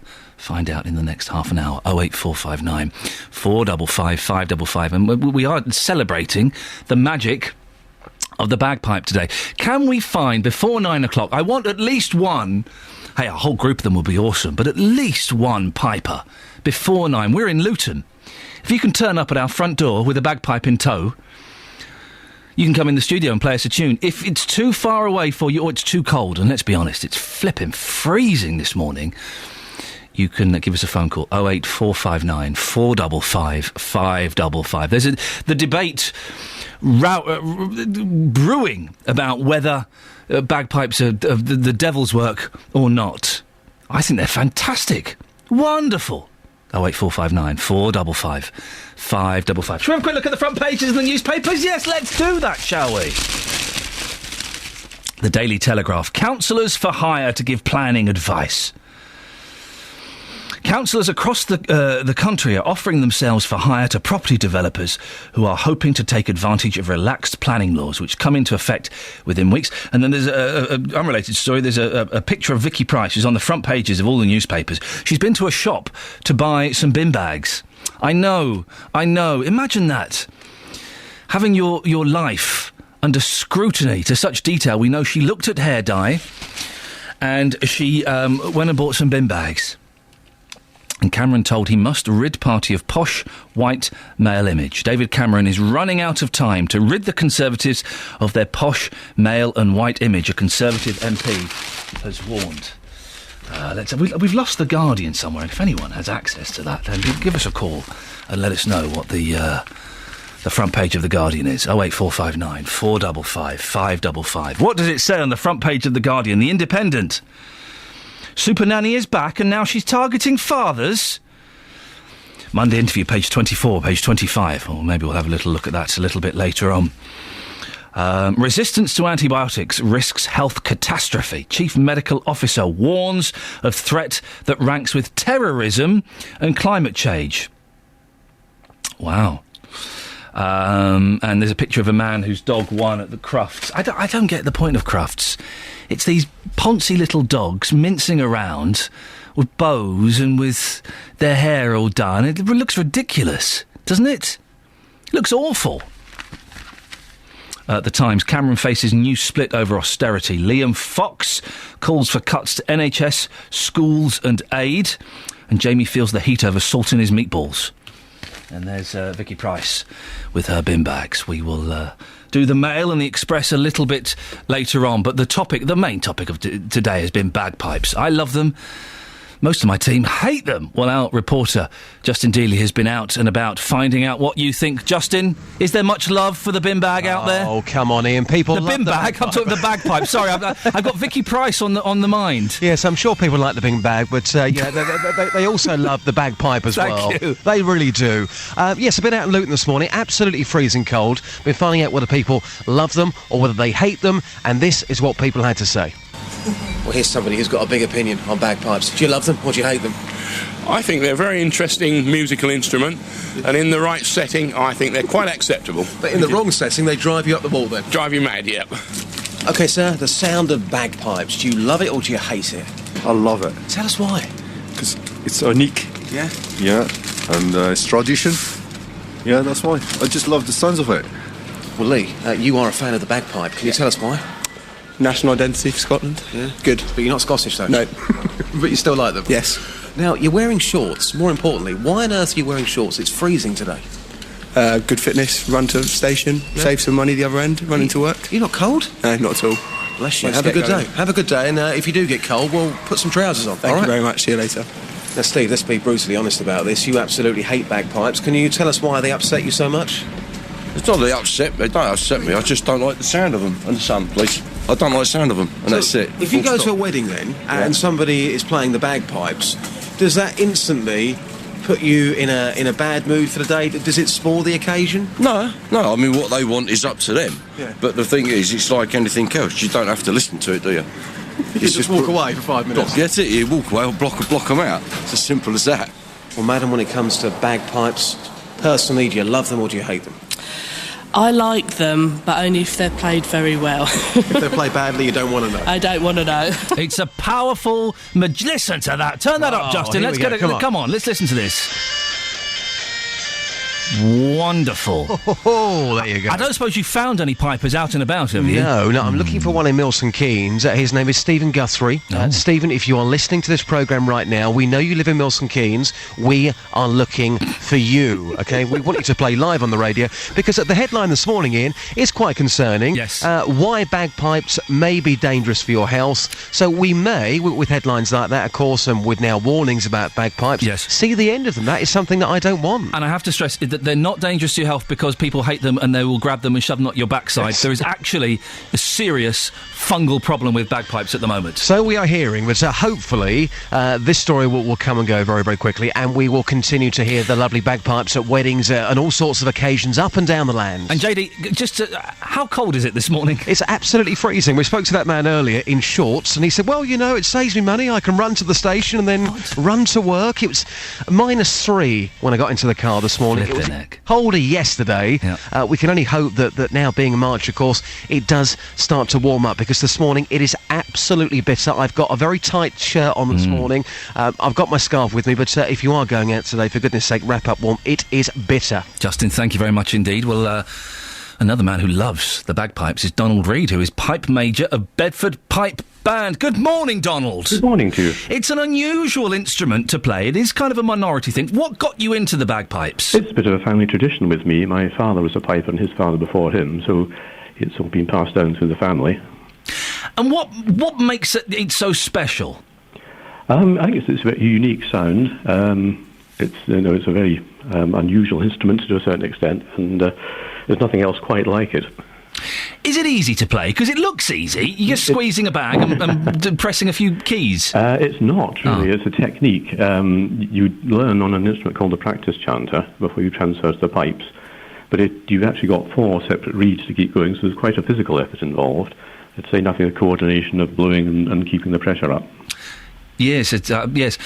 It does provoke strong reactions either way, though, doesn't it? It does, yes. Generally speaking, favourable ones, I hope.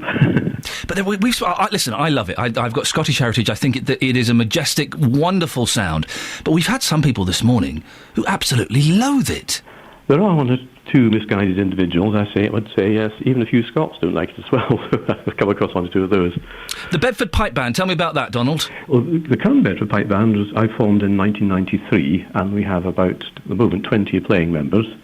Interestingly enough, actually, there was another Bedford Pipe Band formed just after the Second World War, and we do have our current president, a chap called Andy Butchart, who was a founding member of the first band, so we've got quite a connection going back to the sort of 1940s. And is it? I have got an impression that it's kind of just old men that play bagpipes. Have you got any fresh blood coming into the world of pipes? We have 1 or 2. We'd like a few more. Also, we have some ladies as well. It's not just a male preserve. If people are interested, they want to get in touch, have you got a website or something they can come and have a look at? Absolutely, yes. If you look at Google Bedford Pipe Band, and they'll be directed through to our website. I don't suppose you've got the pipes there, have you, Donald? I haven't, I'm afraid. It's a little bit early in the morning for my neighbours. They definitely wouldn't be appreciative at this time, I'm afraid. Donald, I appreciate your time. Thank you very much. Donald Reid, Pipe Major of the Bedford Pipe Band. Well, the challenge is out there. Can we get some pipes live on the air before 9 o'clock? 08459 455 555. If you turn up at my door, the door of the studio, not the door of my house, that would be annoying. If you turn up at the front door of the BBC Three Counties Radio, you can come in and play us. Right, we've got 3 more newspapers we haven't done. The Daily Mail. 24 hours before Judgment Day, and strange shows for Huhne, his ex-wife and his lover. They're all in a little bit of trouble, aren't they? Let's go to page 7 and see what is being said about that. Look, they're... just the scrutiny that these people are under right now. Huhne and Price could get 6 months. By 4 p.m. today, their very public humiliation will be complete. Chris Huhne and Vicky Price have been warned by their legal teams. They both face 6 months in prison when they're sentenced at Southwark Crown Court for their plot to swap driving penalty points.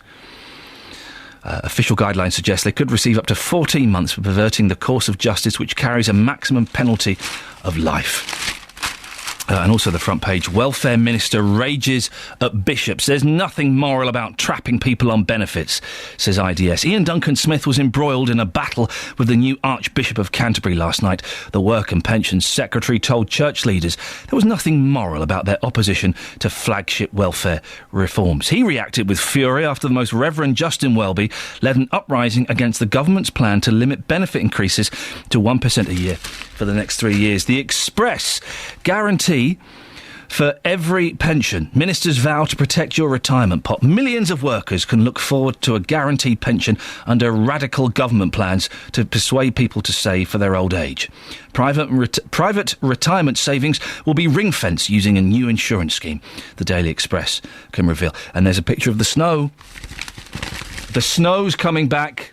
Was it snowing at the weekend where you were? A little bit on Sunday. Freezing cold, bitterly cold. I've lost my scarves. I had 2 scarves and they've all gone. Bitterly cold. I've got the kids today. And normally we go out for a little run around in the park. It's too cold for that. Isn't it? I think, don't tell my wife, I think we're going to spend the day in watching Postman Pat. I think that's the plan. Day in front of the TV.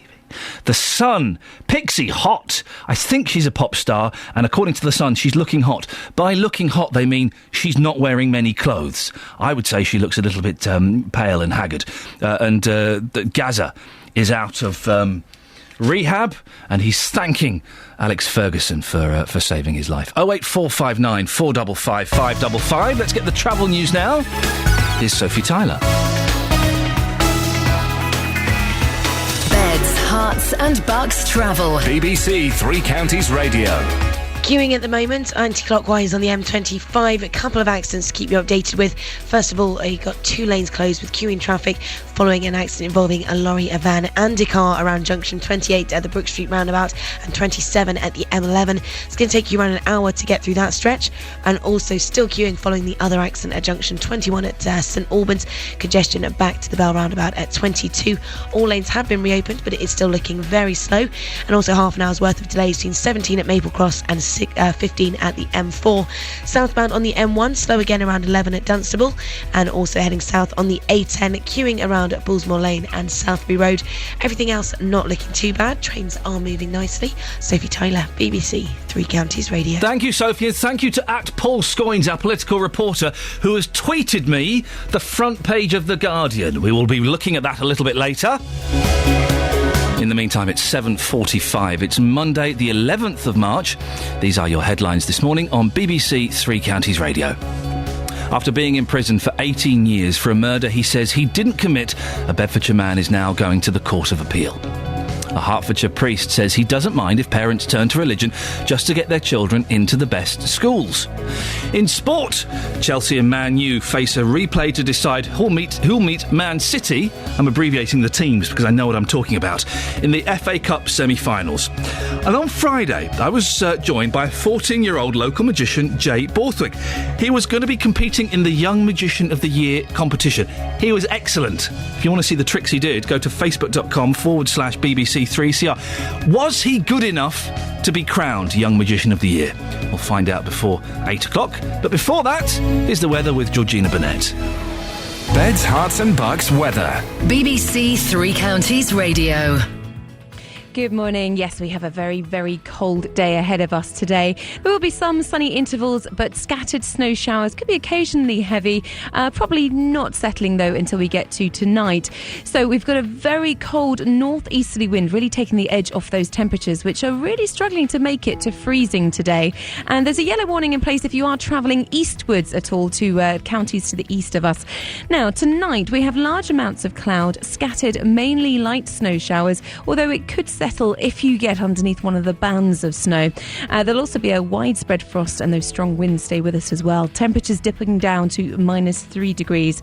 Tomorrow is a much more decent day, so the winds should decrease gradually. It's still a very cold day though, but generally dry with sunny spells, although there may be some isolated snow showers, and highs of 3 degrees Celsius, so much warmer tomorrow. Well, warm if 3 degrees is warm anyway compared to today. Wednesday is going to be a cold day with a brisk northeasterly wind and some snow showers. Thursday will have snow showers, but very light, and sunny spells at times. So today, though, we're really looking at a very cold and windy day. Thank you very much. On Tuesday night, Three Counties Sport concentrates on League One and Conference football. MK Dons entertain Shrewsbury. Surely not. Gleeson's shot! Oh my goodness me! Stevenage host Bournemouth. Now Stevenage with a chance to get the ball in, and it is in the net! And Luton are at home to Hyde. Comes to Rendell, who scores and the flag stays down. All 3 games available for you to choose your commentary. plus regular updates on Wycombe's match against Rotherham in League 2. Three Counties Sport, Tuesday night from 7 on BBC Three Counties Radio. 08459 455 555 is the phone number. You can also go to the Facebook page, facebook.com/BBC3CR. I'm keen to get your views on lying. Well, I guess it is. Pretending to be of a certain faith to get your kids into a better school. Religious schools do better in Ofsted reports, and they've got, for some reason, they seem to do better. So, have you pretended to be a Catholic or C of E, or maybe even a Muslim, I don't know, to get your child into a faith school? I've got friends that have done it. You've got friends that have done it, haven't you? Or maybe you've done it yourself. 08459 455 555. Or if you think it's just outrageous, ridiculous, maybe you are religious, or maybe you're just a parent and you think, for goodness sakes, no. It's too much of a compromise. You can give me a call, or you can go to facebook.com/BBC3CR. Now, on Friday, if you missed Friday's show, it was cracking. We had the Fonz, we had a folk group, and we had a 14-year-old magician. Go to the iPlayer, BBC iPlayer, and have a listen again. It was a cracking show. Well, I was joined by a 14-year-old magician. Jay Borthwick is from Watford, and he was hoping to be crowned the Young Magician of the Year at the Magic Circle's Youth Initiative at the weekend. Well, he came in on Friday, performed some tricks, was fantastic. Well, how did he do? Jay joins me now. Morning, Jay. Hi, Ian. How is everybody? Well, everybody is drunk. No, hang on. No, everybody is fine, Jay. Everybody is fine. We're cold, though. We're very cold. Now, listen, for those who don't know, just remind us about the competition. What exactly was the competition you went for at the weekend? Well, basically, it was a competition at the Magic community circle place, and there was 19 magicians that went there, and it was basically like the heats to knock people out. So, 6 people went through to the final. Right. Okay. So, and what were the ages of these magicians? 14 up to 18. Hang on a minute. 18. That's not youth. The 18-year-olds entering the youth? No, I don't think so, Jay. Well, listen, the question on everyone's lips is... Well, before you tell us, I genuinely don't know how you did, so before you tell me, what trick did you do? I did a stage magic act, and I did loads of dancing with the magic, and mine went on for about 15 minutes, and afterwards I was dead. I was out completely. I bet you were. 15 minutes seems a long time. Well, do you do the dancing, Jay, just because you don't know many tricks and it kind of fills a bit of the time? No. No, OK. I've got to say, I was very impressed when you came in. Well, the question is, Jay, how did you do? I did very well. I was very impressed with myself, but, unfortunately, I didn't get through. Oh, no, Jay! Oh, I'm sorry to hear that, man. Did they give you any feedback? No, but the weirdest thing is the people that do the music and the backstage people did. Yeah. And what did they say? They said basically it was like a big explosion, like you erupted the place. You erupted the place, wowzers, that's good. Were you pleased with your performance? Yes. Yeah. And the people that beat you, Jay, do you think they deserve to go through? Yes, I think because they've been doing it a lot longer and they're a bit more experienced than me. Yeah, yeah. Well, and they're older. Well, exactly, 18-year-olds. No, come on now, for goodness sakes. Well, you're not going to stop magic because of this, are you, Jay? No. Good, because I thought you were brilliant when you came in on Friday. We were all very, very impressed. Jay, is your mum there? Yeah. Let me speak to Ira. Okay. Hello? Oh, Mum. I know. I'm sorry. No, he did his absolute best, and he's actually said it was a good experience. He wants to go for it again. He's already planning what he's going to do. Yeah. And it was tough. It was really tough competition, and there's some good magicians up and coming. Yeah, listen, that excites me so much. I flipping love magic, and when Jay came in, I love it. I become a 12-year-old kid going, but how did he do that? That's incredible. It's good that he's seeing this as a learning experience. Was he nervous? It was very nervous because Jay didn't go on till nearly last. Yeah. And it was a long time to wait, and we didn't get home till late at night. So. And who were the judges? There was meant to be 5, but I think one did not turn up. Oh. So they had lots of people who were from the magic community who were judging. So there was 4 judges. Right, OK. And you didn't quite make it. What do you think, Mum? Did the others that went through, did they deserve to go through? They were good. They were very good. I think Jay's ahead of his time. Yeah. Jay's magic, very, very different to everybody else's. That was very clear. And sometimes that's the thing. When you're doing an act that's a little bit different, that it takes people a while to catch on to it, doesn't it? It does. I'm sure it will grow on them, though. Oh. Where is Jay performing? Does he do, like, gigs and stuff? He's been doing lots of charity work recently. Yep. He did London Taxi Drivers at the Grosvenor House. He does lots of local charities and the local sports events. He does work for school. And basically he's just been entering. He's only really been performing just really over the last year, putting himself out there. Because his magic is so very, very different, it is a bit of a shock. It's not like the old magic where you stand there and you saw people in half. Yeah. It is to modern music, and it's very, very modern. Does he, Ira, listen, you're his mum, right? And sons and mums, they have a very special, unique relationship. Does he tell you how he does it? Well, I couldn't tell you that. This is the thing I hate about magicians and their mums, is the secrecy that surrounds them, for goodness sakes. Come on. Mum, listen, get him booked into some comedy clubs, get him doing some open spots, because I think that would do him the world of good, to be performing in a slightly different environment. Yeah. And it would be tough to start with, but once he gets into the swing of playing in those kind of places, I think he'll be sorted. He's got a lot of talent, so you make sure he keeps at it. I will do. Ira, thank you very much indeed. Thank you. And thank you, Jay, and bad luck, but never mind, keep going. I do love a bit of magic. I get all kind of soppy when it comes to magic. I do turn into a child again. Now, urgent action is needed to tackle a catastrophic threat of resistance to antibiotics. That's the warning from England's Chief Medical Officer, Professor Dame Sally Davies. She says there's a risk we could return to an era where patients could die of routine infections without effective drugs to treat them. Oops, excuse me, let's try that again. If we don't take action, we may all be back in an almost 19th century environment where infections kill us as a result of routine operations. We won't be able to do a lot of our cancer treatments or organ transplants. Well, there is some good news, apparently, because cases of the superbug MRSA are said to be down 80% since 2003, though through better hospital hygiene. But here's the bad news. It's been replaced by other drug-resistant bacterial threats like E. coli and Klebsiella.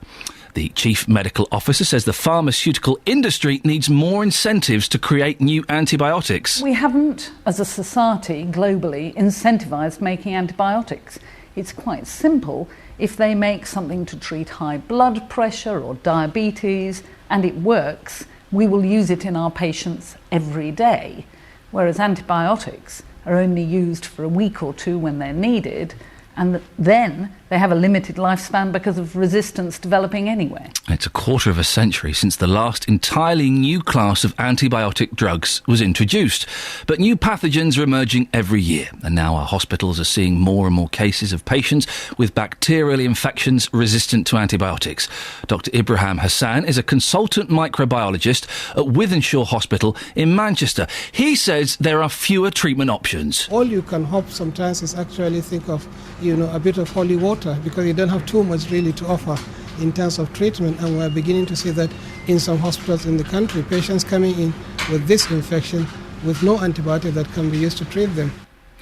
Part of the problem is that some doctors are over-prescribing antibiotics for illnesses when they're not needed. Over time, this reduces the drug's effectiveness. The Chief Medical Officer says you try saying this at this time in the morning. Antimicrobial resistance is now being put on the government's National Risk Register of Civil Emergencies, up there with potential threats like a deadly flu outbreak or, get this, a terrorist attack. This is Iain Lee on BBC Three Counties Radio. Well, I asked for the front page of The Guardian, and at Paul Scoins, the BBC Three Counties political reporter, has tweeted me the front page of The Guardian. The story behind one of the most shocking images of Syria's war. Martin Chalov in Aleppo pieces together the truth about the victims, relatives and survivors caught up in the city's worst massacre, and there really is a horrific picture. I won't describe it. It's on the front page of the Guardian, which highlights just how serious that situation is. They've also got the story that we're talking about. New wave of superbugs pose dire threat, says medical chief, warning over rising death toll as antibiotics fail to tackle infections. And Lib Dems quit over leadership's betrayal on secret courts.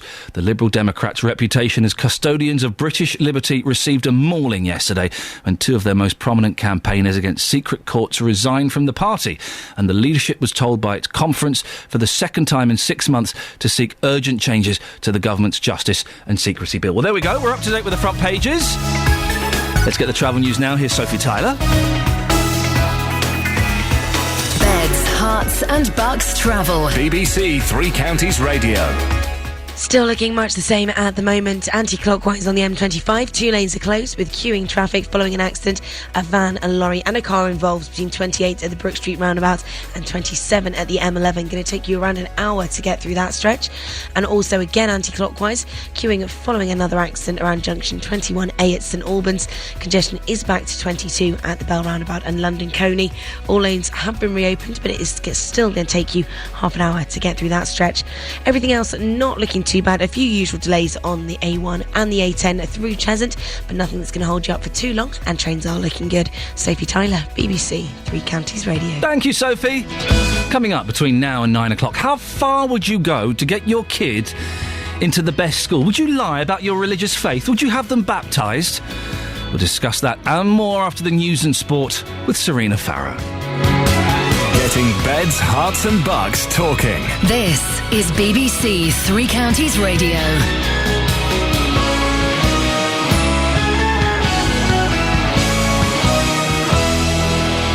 Good morning, the headlines. Bedfordshire man gets an appeal after 18 years. Hertfordshire parents lie about their religion to get children into school. And the Queen makes a comeback. BBC Three Counties Radio. After being in prison for 18 years for a murder he says he didn't commit, a Bedfordshire man's now going to the Court of Appeal. Kevin Lane from Potton was convicted of the murder of Robert McGill, who was shot while walking his dog in Chorley Wood. He'd previously asked for his case to be reviewed after an officer on the case was jailed for plotting to steal £160,000 from Hertfordshire Police. Barbara Tucker is Kevin's mother. She's always believed he's been innocent. He's not guilty of this crime.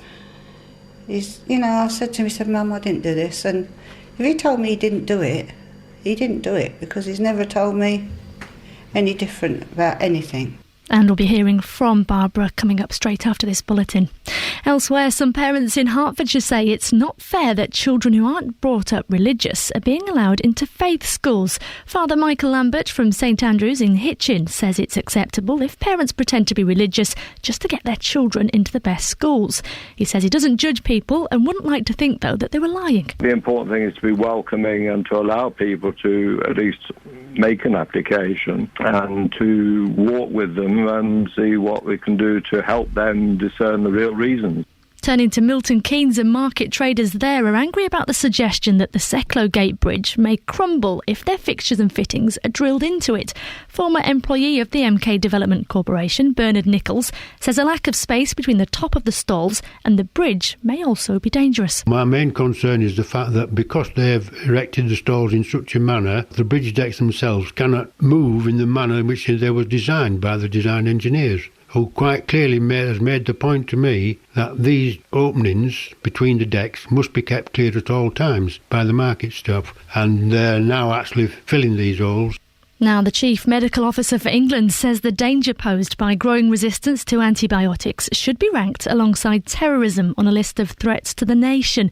Professor Dame Sally Davies describes it as a ticking time bomb. She warns that routine operations may become deadly in just 20 years if we lose the ability to fight infection. And the Queen will appear in public today for the first time since leaving hospital after being treated for the symptoms of gastroenteritis. She'll attend a service at Westminster Abbey to mark Commonwealth Day. As head of the Commonwealth, she'll later sign the organisation's first charter, setting out its core beliefs. Turning to the sport, and Watford boss says his side's on the right track for the playoffs. That's despite losing 2-1 at the weekend. And weather remaining quite unsettled, occasional snow showers around as well. Still feeling chilly. Temperatures temperatures of 1 degree Celsius, that's 34 in Fahrenheit. There's more news and sport online at bbc.co.uk/3 counties. BBC Three Counties Radio first for news.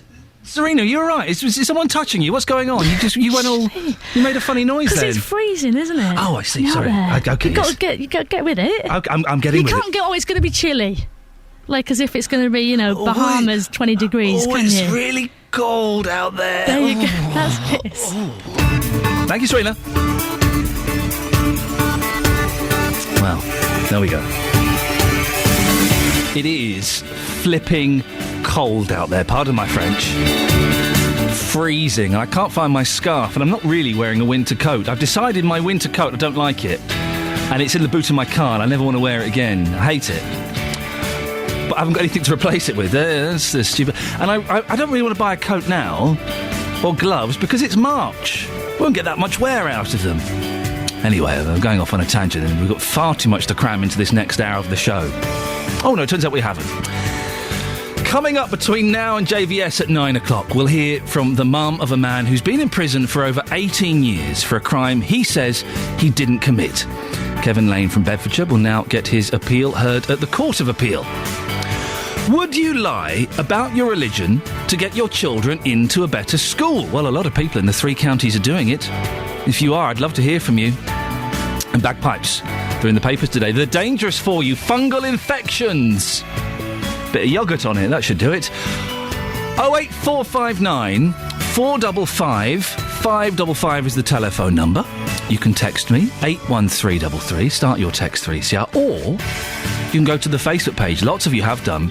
It's good to go and argue with the other listeners on there. You can see why I enjoy it so much now. Don't be rude, don't be nasty, be feisty, but don't be rude. Facebook.com/BBC 3CR. BBC Three Counties Radio. A Bedfordshire man who has been in prison for over 18 years will get his case heard at the Court of Appeal after years of protesting his innocence. Kevin Lane from Potton in Bedfordshire was convicted of the murder of Robert McGill, who was shot while walking his dog in Chorleywood in 1994. Well, our reporter Sally Chidzoy has been following this case. Morning, Sally. Good morning. Remind us of the events that led up to Kevin Lane's arrest. Well, it's fairly complex, but basically Robert McGill, a car dealer, was walking along a lane, taking his dog out for a walk in the morning when 2 gunmen approached him and shot him using a shotgun close range and fled. What happened was there were local criminals initially arrested, Roger Vincent and David Smith. Smith was released, and Vincent and Lane were charged, and then a judge directed Vincent was acquitted and Lane stood alone. The jury couldn't decide. There was a retrial, and then he was convicted. But there was no evidence to directly place him at the scene. No weapon was ever found. And 9 years later, Dave King was a victim of a similar shooting in Hertfordshire outside a gym in Hoddesdon. And what happened then was that Roger Vincent and Dave Smith, the 2 men originally investigated, were arrested. They were charged. They were found guilty 9 years later at Luton Crown Court. Now, since his conviction, Kevin Lane, as you've said there, has constantly, repeatedly protested his innocence. And over the years, I and a number of journalists, indeed, have been looking at the case. There's nothing forensically that links him, as I say, directly to the scene of the crime. And Lane and his mother and members of his family have repeatedly campaigned ever since to get this case looked at. It's gone ahead to the CCRC, the Criminal Cases Review Commission, and that's been heard there a number of times and put back time and again. But what's significant now is it's now going to the Court of Appeal. 3 judges will sit, and what the counsel for Kevin Lane describe, or the lawyers for Kevin Lane describe, as significant information from the original investigation they want looked at. And some of that involves sensitive information that the court's ordered to be released by the CPS. Now, if that's not too complex, I hope you can follow. Well, that. You explained it. You explained it very well. Yeah, obviously, it is very complex. Why has it taken so long to get to this stage? Well, there are a lot of unanswered questions in this case. The central to it was what, using the vernacular, was described as a bent copper, Chris Spackman, who was jailed. He was jailed for plotting to steal $160,000 from Hertfordshire police, money that had been seized from criminals.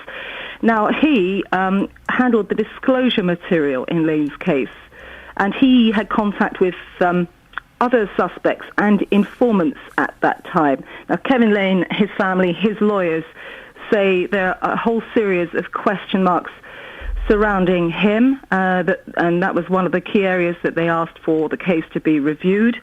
The CPS in turn say that they looked at Spackman in relation to other cases, and only one they felt had been contaminated. But the whole issue around Spackman will never go away as far as Lane and his supporters are concerned. That should, they say, be looked at. There's a whole question around sensitive material, that a lot of it's been redacted, sort of erased before the team have got it. In fact, most of the documents they've been sent now for this hearing, 76 of the 77 pages, something like that, have got black marks all the way through names, including even the names of the arresting officers in the case, even though that was reported widely and openly by the press at the time of the trial. So it's this question of sensitivity, information, police handling informants, i.e. people linked to the criminal underworld. All of that has now been looked at again, and what they're now saying, the family and Lane, is that this is significant. You've got 3 court judges at the appeal court now looking at this. They've directed, they want more sensitive documents taken back, passed on to the lawyers again with redactions. The lawyers in Lane's case are asking for explanation as to why there are so many redactions, because that puts them at a disadvantage, even though the judges will see it without the redactions. So what they're saying, though, is it's significant, and they hope it will pave the way for Kevin Lane to be released at last. But obviously there's still a bit of a road ahead. Sally, it is very complicated. You explained it excellently. Thank you. That's our reporter, Sally Chidzoy. We can speak now to Barbara Tucker, who's Kevin's mother. Morning, Barbara. Good morning. How do you feel getting the news about this appeal? Well, over the moon, actually. I mean, it's been a long old deal for Kevin. He's worked very hard to get to this stage in his life. 18 years of his life to be taken away is a terrible thing, especially when you're not guilty of what they're saying you've done. You say it's a long old time for him, but I'm just thinking of you as a mum as well. 18 years for you. That must have been so tough. Well, it is, but at the end of the day, you just keep thinking, well, I know my son's not guilty of this crime, you know, and that's what I've got to keep telling myself. Well, I know he's not guilty of this crime, but it's just, I don't know, it's very hard, it's very stressful, and it's not only stressful for us, it's stressful for Kevin, because he's lost 18 years of his life, he's lost his growing up of his children, he's now got 2 granddaughters, and what's going to happen there? They don't know their granddad, all because of this, what they've done. They've put him in prison, and he shouldn't even be in there. Barbara, have you ever, in your lowest point, doubted Kevin's innocence? No, never. Not at all? Never, no. He's never, ever... he's done a few things, and I've always said to him, Kevin, did you do this, did that, one thing, another? And he's never lied to me, whether it be true or not, you know, whether he'd done it or he didn't. He'd either say, yes, Mum, I did do that. No, Mum, I didn't do that. And he's never lied to me. And in this case, you know, I said, Kevin, he said, Mum, I didn't do this. He's not capable. He would say he wouldn't have killed somebody like that. And they said to me that your son's killed somebody. And it didn't come as a shock, because I thought he used to be a boxer, and I thought, oh my God, he's had a fight, he's hit someone, they've gone down and banged their head, you know, and they've killed, he's dead. But when they said your son has shot somebody, there's no way. If he had to kill somebody, it wouldn't have been with weapons, it would have been with his fist, you know? It's taken 18 years. 18 years to get to here, and it's been a very stressful time, very stressful. What changes have you noticed in Kevin over that time? That is a hard question, because when I see him, he puts on such a good front. He doesn't like me to get worried, so therefore he looks good, he takes good care of himself, he has to look nice, that's his image. And he's a very kind and thoughtful person. He's not guilty of this crime. And how did you, as a mum, cope with things like Kevin's birthday or Christmas or Mother's Day, special days when a son should be with a mother. How did you get through those days? Well, it was just a phone call. He always phones me every Sunday. He has done since he's been in there. Every Sunday at 10 o'clock he phones me. I think there's only been 3 Sundays in the whole 18 years that he hasn't phoned me. So, like, birthdays and things like that, he just phones me on that day. And we just say a few words, happy birthday and I love you and all things like this, and that's it. And that's how it's been. How did you find out there was going to be an appeal? Did you get a phone call from a solicitor? He phoned you? He phoned me, and he says, Mum, just had great news. He says, we just had confirmation that I'm going to get my appeal, and they've granted me a full hearing. Judges have just heard me that I've got a full appeal, and I've got to be there in person. And how did you feel when he told you that? Well, I started shaking. I started crying. I just didn't know. And I thought, oh my God, it's been such a long time to get here. He's worked so hard to get to where he is today, to this point. And when I spoke to him yesterday, he just said, at last I can get to court and I can say, I can speak for myself. I can put my bit over now. Let's hope. And I'll be home soon, Mum. Barbara, listen, I really appreciate you coming on and speaking so honestly. That's Barbara Tucker, who is Kevin Lane's mother. The case goes to appeal, and no doubt we'll be following that story very closely and letting you know what happens. Right, 8:14, here's the travel news now with Sophie Tyler. Beds, Hearts and Bucks travel. BBC Three Counties Radio. Anti-clockwise on the M25, 2 lanes are closed and there's queuing traffic following recovery work after an accident involving a lorry, a van and a car.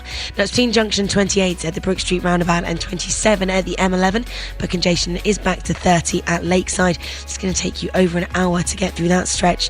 Southbound on the M1, also looking at delays between 11 at Dunstable and 9 at Redbourne, and southbound on the A1, also slow at the moment, just along the Great North Road at the St Neots Junction and the Black Cat roundabout, and southbound on the A10 as well, still slow, heading through Cheshunt around Lieutenant Ellis Way. Now on the trains, First Capital Connect have disruption at the moment between Hertford North and Moorgate, following a signal problem between Finsbury Park and Moorgate as well, so do check before you travel this morning. Sophie Tyler, BBC Three Counties Radio. Thank you very much, Sophie. Morning, it's 8:16. It's Monday the 11th of March. I'm Iain Lee and these are your headlines on BBC Three Counties Radio. A Bedfordshire man is now going to the Court of Appeal after pleading his innocence to a murder for 18 years.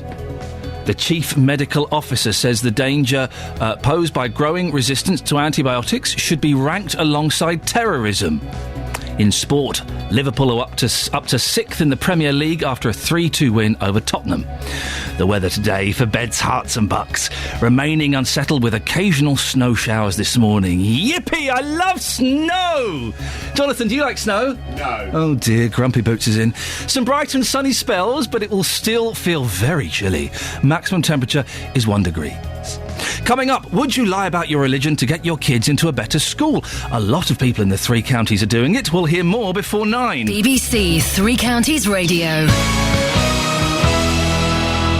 Nick Coffer on BBC Three Counties Radio. No 2 days are ever the same on my programme. That's because I get to meet passionate local people. As usual, over a pint in the Queen's Head one night in Hampton, we said, hey, why don't we have a pop-up cinema? And we just got together and we convert Parkside Hall into a cinema. Play loads of great music. The Byrds, Mr. Tambourine Man. Tell me which other show on the radio goes from Leanne Rimes to Elvis Presley. And sometimes I try to learn new skills. And then you've got the white thread basically connected to these bobbins, which make it... I may have messed them up. Nick Coffer, Monday to Saturday from 12 on BBC Three Counties Radio. Ladies and gentlemen, Jonathan Vernon Smith is in the house and you look like Rupert the Bear today. Rupert the bear. Everyone knows his name in all of the world. Oh, that's nice. Oh, why can't I... Oh, you're on a different microphone. Look, because someone's been in the studio and messed it up. Who switched us over? Someone has been in the studio and messed it up and not put it back the way it was. Oh, yes, look, someone's been tampering with your wires. They've been fiddling with my cables. They have. We'll have none of that. You're full of the joys of spring, aren't you? I am, because there is a rumour that we might be getting a little bit more snow.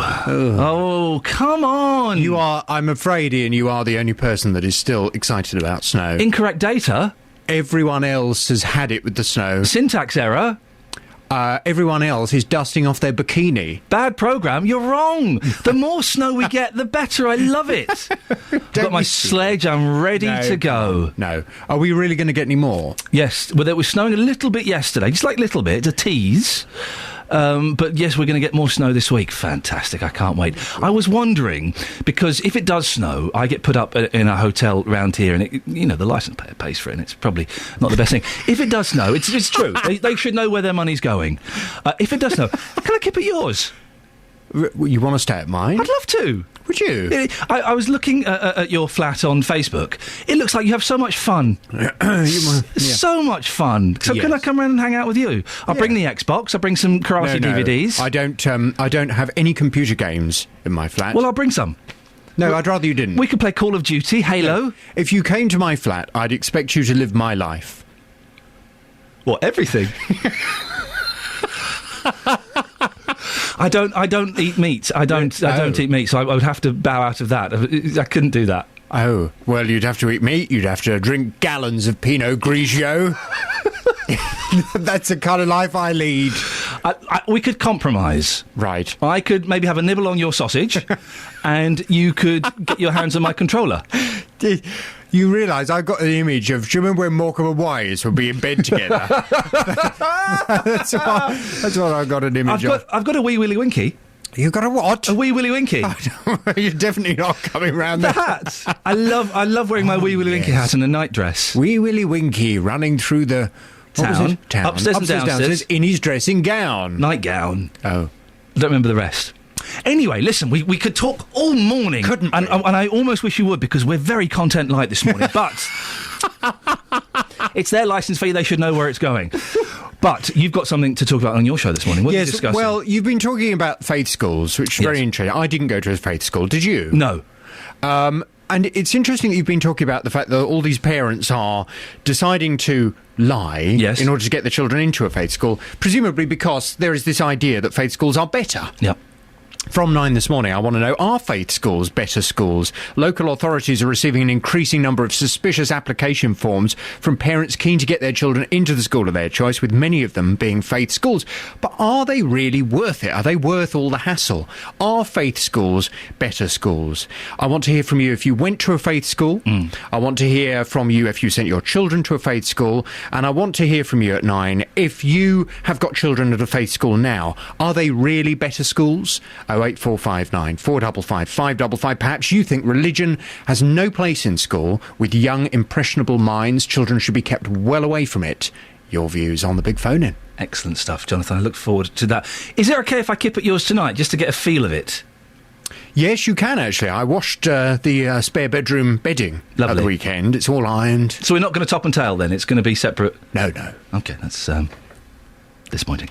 Across beds, hearts and bucks, this is Iain Lee on BBC Three Counties Radio. Jonathan Vernon Smith on at 9 o'clock.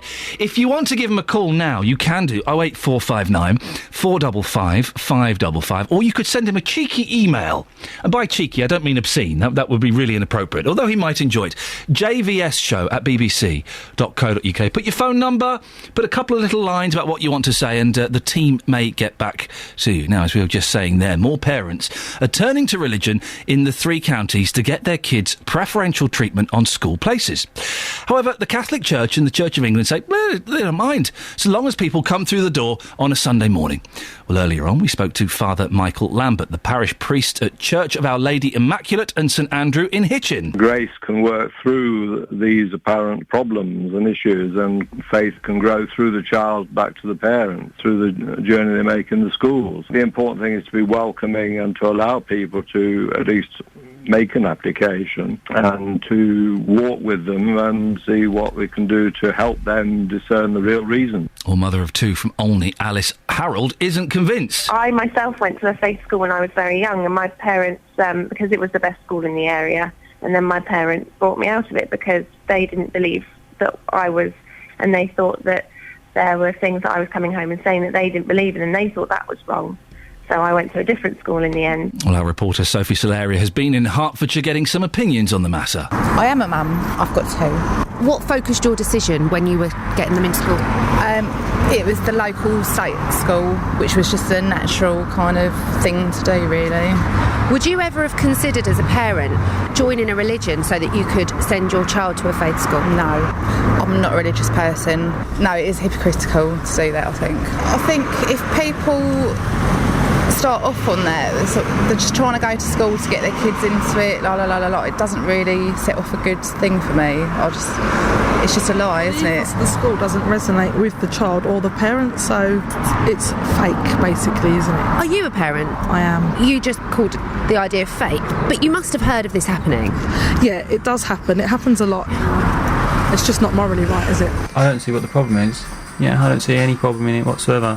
What about the fact that therefore they would get a place potentially over someone that genuinely is supportive of that religion?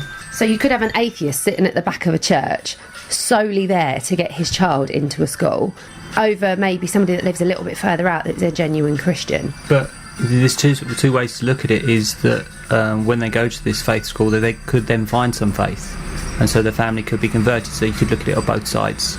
To be honest with you, there's so many people out there scheming to get the best for their children. I don't see it as any different as moving house to a new area to get your kids in a better school. Well, joining me now is family rights activist and Catholic mother of 6, Lynette Burrows, and Claire Agassi, a Luton mum who's just found out her daughter Talia has got into a Jewish free school. Morning, Lynette. Morning, Claire. Morning. Lynette, do you think it's right to pretend to be religious to get your kids into a better school?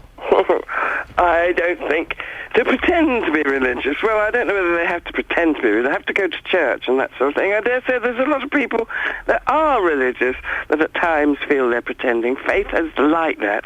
It tends to come, it can come and though you might have it normally, it does fade a bit at times. I can't see anything wrong with people making every effort to get what, in their experience, is the best education for their children.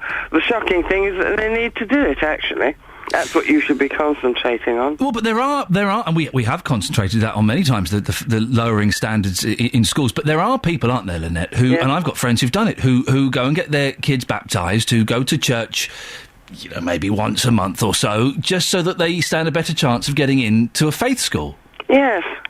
I don't see anything wrong with that, actually. I mean, you don't know why people are looking for faith. You don't know. I mean, the fact that they so desperately want their children to go to a faith school, there's something that they think is right about it. They wouldn't be trying to get them into a mafia school if there was such a thing. Well, but they think what they think is right is that it's got higher standards. It's not necessarily because they believe in Jesus. I think they might well do that. They might not know Jesus at all, but it might be their way of finding their way towards some sort of belief that they feel the need of. Lynette, maybe I'm not expressing myself clearly. I have friends who have done this, who have no religious faith whatsoever. You can't say that about that sort of thing. Well, yes, you just can't say that. All you can say is they say to you, who's an avowed sceptic who talks nonsense about religion and what it is, that they don't want to admit to you that actually they do feel a need for something, that they Lynette, know there's God there, Lynette, and they wish they knew more about it. So what nonsense was I talking, Lynette? Oh, it was you that was saying, should children be protected from going into any place where they might be under the influence of religion, wasn't it? No, it wasn't. Oh, sorry. Well, that's what I heard just now. Well, that's, again, some would argue that's, the way of religion. They hear what they want to hear. No, somebody said in the run-up to your programme, should children be protected from hearing about religion? Or someone was... Jonathan Vernon-Smith was asking the question. He wasn't stating it as a fact. Yeah, well, so somebody did say it, so there are people like that around. It wasn't me. But Claire, I'll come to you in a second. But, Lynette, I know for a fact of one couple... where they have no religious conviction and they are doing it simply to get their children into a religious school. Why would they be? It's like saying they have no interest in education whatsoever, but they're trying hard to get their children to school. It's nonsense. It doesn't make any sense. It makes lots of sense because religious schools often have higher standards. Why? What do you mean? They teach better sums? No, they do better. Lynette, they do better in the Ofsted reports. They have. Some schools are rated excellent, some are rated good, some are rated bad. You know that. How many parents send their children to school only because of Ofsted Quite a few. reports? They Quite a ask few, around Lynette. their neighbours. They ask how their children get on. They look at the products walking in the streets, how children behave themselves. They form their own opinion. They're not thick. No, they're not thick, Lynette, but parents choose their schools because of the Ofsted rating. Lots of parents do, and it's naive not to think they don't. It's a guideline. As they know, there have been many schools which have got a very good Ofsted rating. Yes. Which parents know are not good schools, and they've been turned out to be later on. There was a school last year that passed its Ofsted result that had a murder in it, and the parents said we knew it was not a good school at all. Claire, why did you choose to send your child to a Jewish school? Because not just from, the school we've chosen is a very good school and has a very good reputation, and that obviously had a bearing on why we've chosen it, but also from a social point of view. We are in the minority in Luton, and we want our children to continue with the faith that we've brought them up, and we've been brought up in as well. And it's very difficult to do that in Luton. Lynette denies this happens, but there are instances where parents have lied about their religious beliefs, and they've got their children baptised, and they go to church once a month to get their kids into a faith school because it's better. How would you feel about that? Someone pretending to be of a faith just to get their children, give them a little bit of advantage in terms of education? It's a difficult one. I mean, I know people to get any kind of priority, and it's very, very difficult. It's a bit of a lottery getting Talia into this school, but I know people. You have to have a certificate. You don't have to, but it helps to have a certificate of religious practice, and you get points based on times you've been to the synagogue, and I know there are people, even Jewish people, who'll go for that small period of time to get their points and then never go again. So I think it happens in every religion. It's very difficult to lie. You can't lie to say you're Jewish. It's not something you can do. You could get a little scorecard, Claire, and you get it kind of ticked off every week, and it all adds up in your favour. Yeah. Wow. Yeah. But I think that's what happens across. I think that's the Catholic schools. They have to have it signed by the priest at their regular churchgoers. I think it's the same in every religious schools. Well, let's ask Lynette. Is that the case? Well, I've not quite heard of that. But as a matter of fact, not asking a very fair question, because you can't just choose to become a Jew. They've had court cases about it, haven't they? Sammy Davis Jr. did. You are born a Jew. Yeah. And if your mother is a Jew, then you do have rights. You might have to show that you practice, because like all religions, they like people that are enthusiastic about it. As a matter of fact, you didn't know this when you asked me to do the programme, but I was just such a child. I went to school when I was 7 because it was the nearest convent school to us. My parents were both atheists, and I was sent to it because it was a private school, and it was a convent. And when I was 12, I became a Catholic, and I've never looked back. So that's the sort of thing that does happen. Eventually, both my parents followed me as well. So it does happen. And at the moment I walked through the door into it, I knew I was at home, and I felt at home. Excellent. We have to end it there. Lynette, thank you very much indeed. And Claire Agassi, a Luton mum, who's just found out her daughter Talia has got into a Jewish free school. Right. A little bit later than normal. It's the travel news with Sophie. Beds, Herts and Bucks travel. BBC Three Counties Radio. Anti-clockwise on the M25, we still have 2 lanes closed following a big accident. Recovery work now taking place between junction 28 at the Brook Street roundabout and 27 at the M11. Congestion now back before 29 at Romford. It's going to take you nearly an hour and a half to get through that stretch, I'm afraid. Southbound on the M40 also suffering with the lane closed following an incident between junction 9 at Bicester and 8A at Oxford. Everything else not too bad, just a few usual delays to update you with on the A10 and the A1. a.m. Nothing's going to hold you up for too long, though. And we do have disruption on First Capital Connect services between Hertford North and Moorgate as well, all following an earlier incident. Sophie Tyler, BBC Three Counties Radio. Thank you, Sophie. Don't forget, after 9, JVS is asking, are faith schools better schools? 08459 455 555. Here's the news now. Getting beds, hearts and bugs talking. This is BBC Three Counties Radio. Good morning, I'm Serena Farrow. After 18 years, a Bedfordshire man's now going to the Court of Appeal after being imprisoned for a murder he claims he didn't commit. Kevin Lane from Potton was convicted of the murder of Robert McGill, who was shot while walking his dog in Chorleywood. Elsewhere, some parents in Hertfordshire say it's not fair that children who aren't being brought up religious are allowed into faith schools. Father Michael Lambert, though, from St Andrews in Hitchin, says it's acceptable if parents pretend to be religious just to get their children into the best schools. Market traders are angry about the suggestion that Secklow Gate Bridge may crumble if their fixtures and fittings are drilled into it. Former employee of the MK Development Corporation says a lack of space between the top of the stalls and the bridge may also be dangerous. And the Chief Medical Officer for England has said the danger posed by growing resistance to antibiotics should be ranked alongside terrorism. Professor Dame Sally Davies describes it as a ticking time bomb. She warns that routine operations may become deadly in just 20 years if we lose the ability to fight infection. That's the latest news. Now let's turn to all the morning's sport. Beds, Hearts and Bucks Sport. BBC Three Counties Radio. Starting with the Championship then, and Watford boss says his side's on the right track for the playoffs. That's despite a 2-1 defeat against Blackpool at the weekend. In League One, MK Dons are now 12th after a goalless draw against Sheffield United. But boss Carl Robinson's still confident to finish high in the table. We've picked up 4 points over the course of the season against them, 8 points in them 4 games, which is, as you well know, promotion form. We should have done better in other games. In all of these games, at Doncaster and at Sheffield, home and away, we've almost had some of our stronger players out on the pitch, and it makes a big difference to us, as you've seen again here today. Let's stay with League One then, and Stevenage are 15th after a 2-0 loss against Preston. Elsewhere, Luton drew 1-1 against Hereford at Kenilworth Road. And the winners of the replay will play Manchester City in the semis. The other last 4 match will see Wigan face either Millwall or Blackburn, who drew 0-0 at the New Den yesterday. And Steven Gerrard scored a late penalty as Liverpool beat third place Tottenham 3-2. Finally, in rugby, Saracens were knocked out of yesterday's LV Cup semi-finals.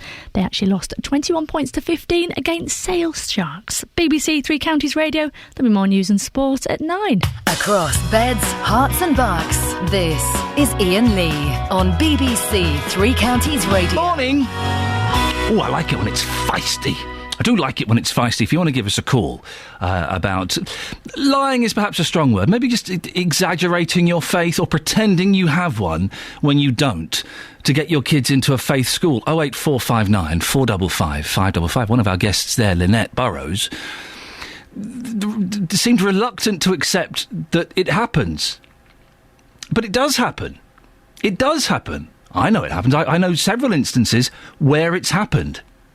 I'm sure you do as well. 08459 455 555. And bagpipes. We're celebrating the magic of bagpipes. I've been looking all morning for a local piper in Beds, Hearts and Bucks. Have we found any yet? I'll let you know before 9 o'clock. You can go to the Facebook page as well, facebook.com/BBC3CR.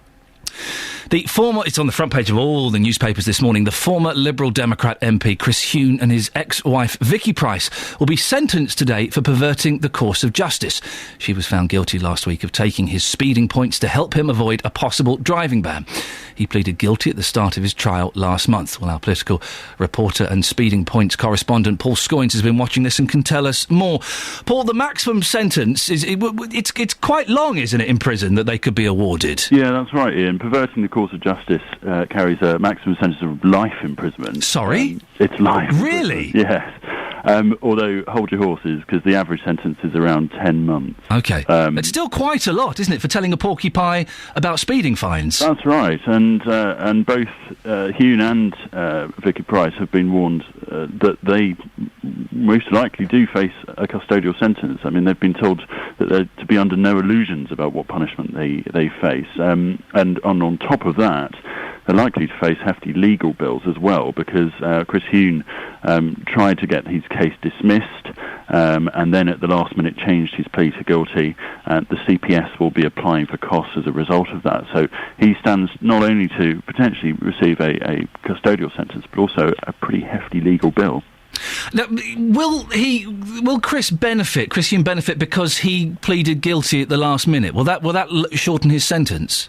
Well, I'm no legal expert, Ian, but my understanding is that by using mitigation and by changing those pleas, you can potentially change that around. Now, whilst I said 10 months, there is a likelihood that it'll probably be as little as, or potentially be as little as 6 weeks in terms of that change of plea, if you like. That does give the judge certain movement in terms of sentencing. So we'll wait to see. I mean, sentencing will happen later on this afternoon, or potentially this morning as well. It's when it's going to start to be heard. It depends how quickly that sentence can get through. But we will know by the end of the day whether or not the former cabinet minister and his former wife will indeed be going to prison, and for how long. Once they're sentenced, what's likely to happen to them? Well, they're likely. Potentially, well, they'll be sentenced, and if they're sentenced to jail, they'll be taken down. There is obviously an appeals process that could go through as well, but that is generally the way they go through. I mean, this has been a very embarrassing case, not just for Hume and for Vicky Pryce, but also for the coalition, because he had to step down from his position as a cabinet minister. That then, of course, he then indicated that he was going to resign his seat as well, and that triggered a by-election as well, which of course the Liberal Democrats did hold on to just a couple of weeks ago. So this has done a fairly sort of large degree of damage to the parties, although the Lib Dems were at their spring conference at the weekend saying that by holding on to Eastleigh, they were able to say that they were maintaining power in the area as well. So this has been a fairly high-profile embarrassment for politicians, and specifically for the Lib Dems. I was reading in one of the papers, either at the weekend or last week, that former jailbird Jonathan Aitken has been passing advice on to Chris Hume, saying that the bullying he'll receive in prison is no worse than the kind of bullying that he might receive in the House of Commons. I've yet to see an MP in the House of Commons swinging a piece of soap in a sock. Well, no. Although some of the bars late at night, Ian, they get pretty rowdy. Paul, listen, I appreciate that. I before I let you go, just to go off on a slight tangent, I know you have very strong views on the bagpipes, and we're celebrating the magic of the bagpipe. So, we're celebrating the magic of the bagpipes today. I'm hoping before 9 o'clock we find a local piper. What's your opinion on one of the greatest musical instruments known to man? The bagpipe. That's a pretty strong claim. They are, in my mind, the most disgusting of musical forms. I used to live in Scotland and would regularly walk up to a mile longer than I needed to avoid a particular piper at the top of the Waverley Steps, which is just by the train station in Edinburgh. And to get to college, I used to walk around a mile longer than I needed to, just to avoid that particular screeching tone where he'd be bashing out just loads of songs sounding the same. I don't rate it. Paul, I'm really sorry that I ruined your day, but that's our political reporter, Paul Scoynes, there. Across beds, hearts and bucks, this is Iain Lee on BBC Three Counties Radio. Dennis in Dunstable, you love the pipes, don't you? No, I do not. Sorry? What's wrong with it? That's one of the good reasons with it. The Scots might leave us, for God's sake. Take the bagpipes. They're not a Scottish instrument. They were invented, the year 1, I should think, in Egypt. They've been in India, they've been in Spain. A lot of people play bagpipes. Yeah, which means that it's a wonderful universal... No, it isn't. It means that Scots are about the only people who do it now. Oh dear! Listen, Dennis. You've called in about Chris Hume. Him and his ex-wife Vicky Pryce get sentenced today. I didn't realise that they won't get this, but they could potentially get life. Yeah, that wasn't how I wanted to talk to you. I'll just say this young man who's done 18 years in prison. Yeah. In my era, he would have been strung up long ago, and this is a good excuse not to bring back the death penalty. Well, yes, you're talking, of course, about Kevin Lane, who is up for appeal. These other two, quite frankly, they deserve to go to prison. They're supposed to be our leaders, for God's sake. Yeah. And if that's the sort of attitude they've got, they have no respect for ordinary people if they think they can get away with it, and I think they ought to get a damn good sentence. But Dennis, come on, she just told a little porcupine about 3 points on a licence, in the great scheme of things, really. Yes, but what would happen if we did it? Hey, we'd go to jail without any problem. Nevertheless, they're supposed to be our leaders. They're supposed to show honesty, for God's sake. I know we can get rid of them every 4 years, and some of them deserve to go right away.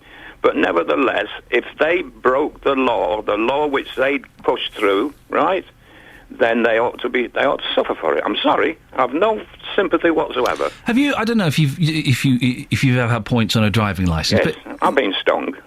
Sorry? I've been stung, yes. Well, but it's okay, so you had points. Imagine you had... How many points did you get on your licence? It was only just... I went over a red line when I shouldn't have done. Okay, but imagine you had 9 points on your licence. Yeah. And your car is your lifeline, okay? Yeah. It feeds your family, it pays your bills. Yeah. And you get a few more points. Wouldn't you be tempted to go to the missus or your son or a friend and say, look... I'll give you 50 quid. Could you just take these points for me? And, you know, would you not be tempted? No. No, I'm a very honest person, of course. I wouldn't tell you anything but the truth. Dennis and No, Dunstable. I wouldn't, honestly. You've done something wrong. Oh, take the blame. Take the blame.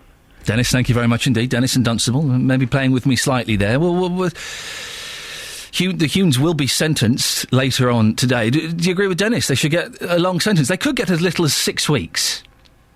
And I guess if this had all come out 10 years ago, 6 weeks, you kind of go, well, yeah, probably fair enough. Maybe a couple of weeks. I guess the fact is this has dragged on for about 10 years. It's cost a fortune in legal fees and probably libel fees and all these kind of things.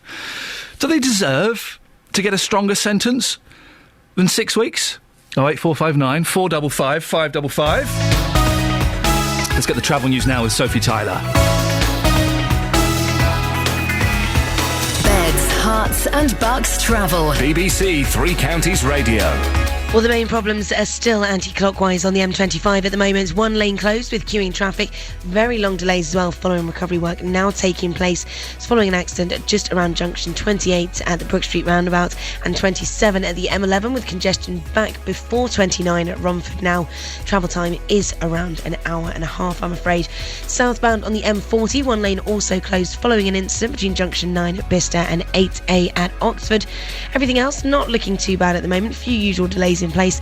Barnet bypass still busy heading south around Stirling Corner, and the A10 through Cheshunt always a little bit busy as well at this time around Winston Churchill Way. Still suffering with disruption though on First Capital Connect services between Hertford North and Moorgate following a signal problem, so do check before you travel this morning. Sophie Tyler, BBC Three Counties Radio. Thank you very much, Sophie. Morning, it's 8:45. It's Monday the 11th of March. I'm Iain Lee, and these are your headlines on BBC Three Counties Radio. A Bedfordshire man is going to the Court of Appeal after 18 years in prison for a murder he claims he didn't commit. The government's being warned the growing resistance to antibiotics is just as serious as terrorism. In sport, Liverpool are up to 6th in the Premier League after a 3-2 win over Tottenham. Coming up, well, we've been trying to track down someone in the Three Counties who plays the bagpipes on the show. I'm beginning to think it might not happen. Only 15 minutes left. If you know one, 08459 455 555. And now let's get the weather with Georgina Burnett. Beds, Herts and Bucks weather. BBC Three Counties Radio. Good morning. We have a bitterly cold day today. There's a rather nasty northeasterly wind, which is really taking the edge off the daytime highs, which are struggling to make it up to freezing today. We will have some sunny intervals, but also scattered snow showers, which will be occasionally heavy, particularly this morning. Tonight, we'll have large amounts of cloud with scattered, mainly light snow showers. If any do settle, it will be because they're forming in a band, so it's going to be very much a localised thing, and we could have up to 5 centimetres in those areas. There'll also be a widespread frost developing and the strong winds staying with us. Temperatures dip down to -3 degrees. Tomorrow will be a much more decent day though. The wind decreases gradually. It will still be very cold but generally dry with sunny spells, although there may be some isolated snow showers. Tomorrow the highs will be 3 degrees Celsius. Wednesday is looking like a cold day with brisk northeasterly winds and some snow showers. Thursday we've got some snow showers but also sunny spells at times. But today is certainly a day to to go out in your thermals. Thank you very much, Georgina. Did you know you can get in touch with BBC Three Counties Radio wherever you are? Via Twitter at BBC3CR. Join us on Facebook, facebook.com/BBC3CR. Call us on 08459 455 555. Or text us on 81333 and start your message with 3CR. Getting beds, hearts and bucks talking. BBC Three Counties Radio. Morning, this is Iain Lee, BBC Three Counties Radio. I should stress, and a couple of you have started doing this, if there's a story happening that you think, oh, hey, hang on a second, why aren't Three Counties covering this? And it could be a tiny thing that's happening to your house or your street or your town. Why don't you send us an email? A couple of ways you can do this. I tell you what, send an email to ian.lee@bbc.co.uk. ian.lee@bbc.co.uk. And it's IAIN. I spell it the Scottish way, the proper way. If you send me an email, ian.lee@bbc.co.uk, and I'll have a little look, and if we think it's worth doing on this show or something we can do, we'll investigate it further. Or if maybe I think it's more suited to JVS or Nick Coffer or Roberto, then I'll forward it on to the right party. How's about that? Huh? Now, Chris Huhne and his ex-wife, Vicky Price, get sentenced today. Madeline's in Sandy. Morning, Madeline. Hello there, Ian. They're going to get sentenced. They could get life. They won't. They'll probably get something like 6 weeks. Do you think that's appropriate? No, I don't. Let's be practical here, Ian. Yes. Now, if your driving licence was everything to you... Yep. And meant you having your job and supporting your family and doing everything else, would you actually let yourself get 9 points on your driving licence? I did. And would you actually risk going over that? I would. I did. This is years and years ago, ladies and gentlemen. I did have 9 points on my licence, and I learnt my lesson then, well and truly. But you were very much younger. Yes. And you weren't in a position that Chris Huhne is in. I was not a member of Parliament, no. No. Now, if your driving licence is that important to you, and we expect these people, rightly or wrongly, we expect these people to set us an example. Some people think that's not acceptable to expect, but I actually do think that when you're in a position like that, you have a responsibility to behave in a responsible manner. If I had got 3 points on my licence, or maybe even 6, I'd say to myself, hang on, I must not get any more under any circumstances. I'm getting to the point where I might lose my licence. But this isn't what he did. And I think anybody who allows them to get to 9 points, I mean, OK, you were younger, and we all do mad things. I was younger and I was just some idiot off the telly that didn't know better. Yeah. But he got to 9 points and still flouted the speed limits or whatever he did to get over his 9 points.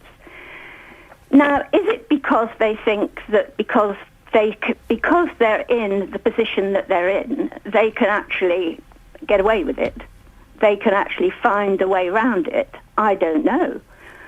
But I think that he should go to jail. I mean, I don't really know how long he should go to jail for. Definitely not life.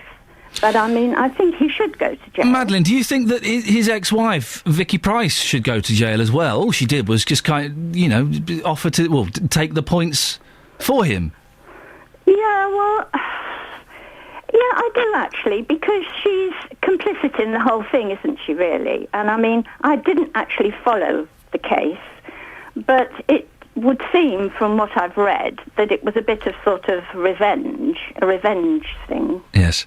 And yeah, I mean, whether she was, it's actually been proven that she wasn't coerced into doing it. And so, yes, she has actually broken the law by doing it. OK, Madeline, we will find out today what their sentence is. They're both going to go to prison, probably. We shall find out. It's been a very strange show this morning. We've gone from antibiotics to not talking about bridges to talking about bagpipes. Lynn's in Hemel. Good morning, Lynn. Hello, Ian, my darling. Hello, my love. Now, I'm calling you my love. If you don't like the bagpipes, I will stop calling you that. Are you a fan of them? I had a Scottish piper at my wedding. Did you invite him, or did he just turn up? No, it was full Scottish regalia. Oh. He wasn't drunk and just stumbled in. He was the best man. Was he? Did he play the pipes? He did. He played us in and out of the registry office, and then he did something very cheeky. Oh. Because there's a little bridge by Hemel Registry Office. Yes. And me and my best friend stood on the bridge, and Robbie, all the rest of the guests were sort of milling round by the front of the registry office. Yes. And he stood behind the photographer to the side and lifted his kilt and proved the story about what's got on where. You don't want to see that from another man that's not your husband on your wedding day, or do you? Oh, I tell you what, though, I've got the most hilarious photo, because me and her just fell about, and we're both pointing kind of downwards. Oh. Lynn, just because we have young ears listening, I don't want to know why you were pointing down. I wore a kilt to a friend's wedding. I didn't have any pants on. It's quite freeing, but then we did some dancing, like Scottish dancing at the end, and the kilt kind of flaps up. So I went and put some pants on then, because you don't need to see. Anyway, let's move on. We have been talking about bagpipes this morning, haven't we? I absolutely love them.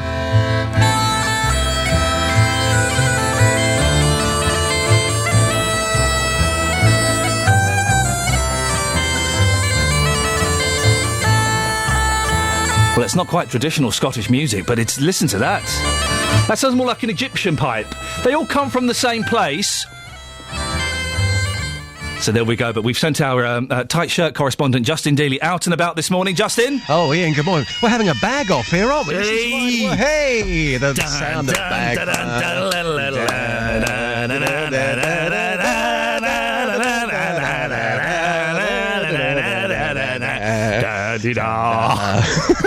You've been speaking to the good people of Beds, Hearts and Bucks about bagpipes today, Dilly. I have indeed. The worrying headlines in the papers this morning, why bagpipes may be dangerous for your health. They may disappear, you never know. Yep. I've been out in Luton this morning, finding out whether people love or hate them.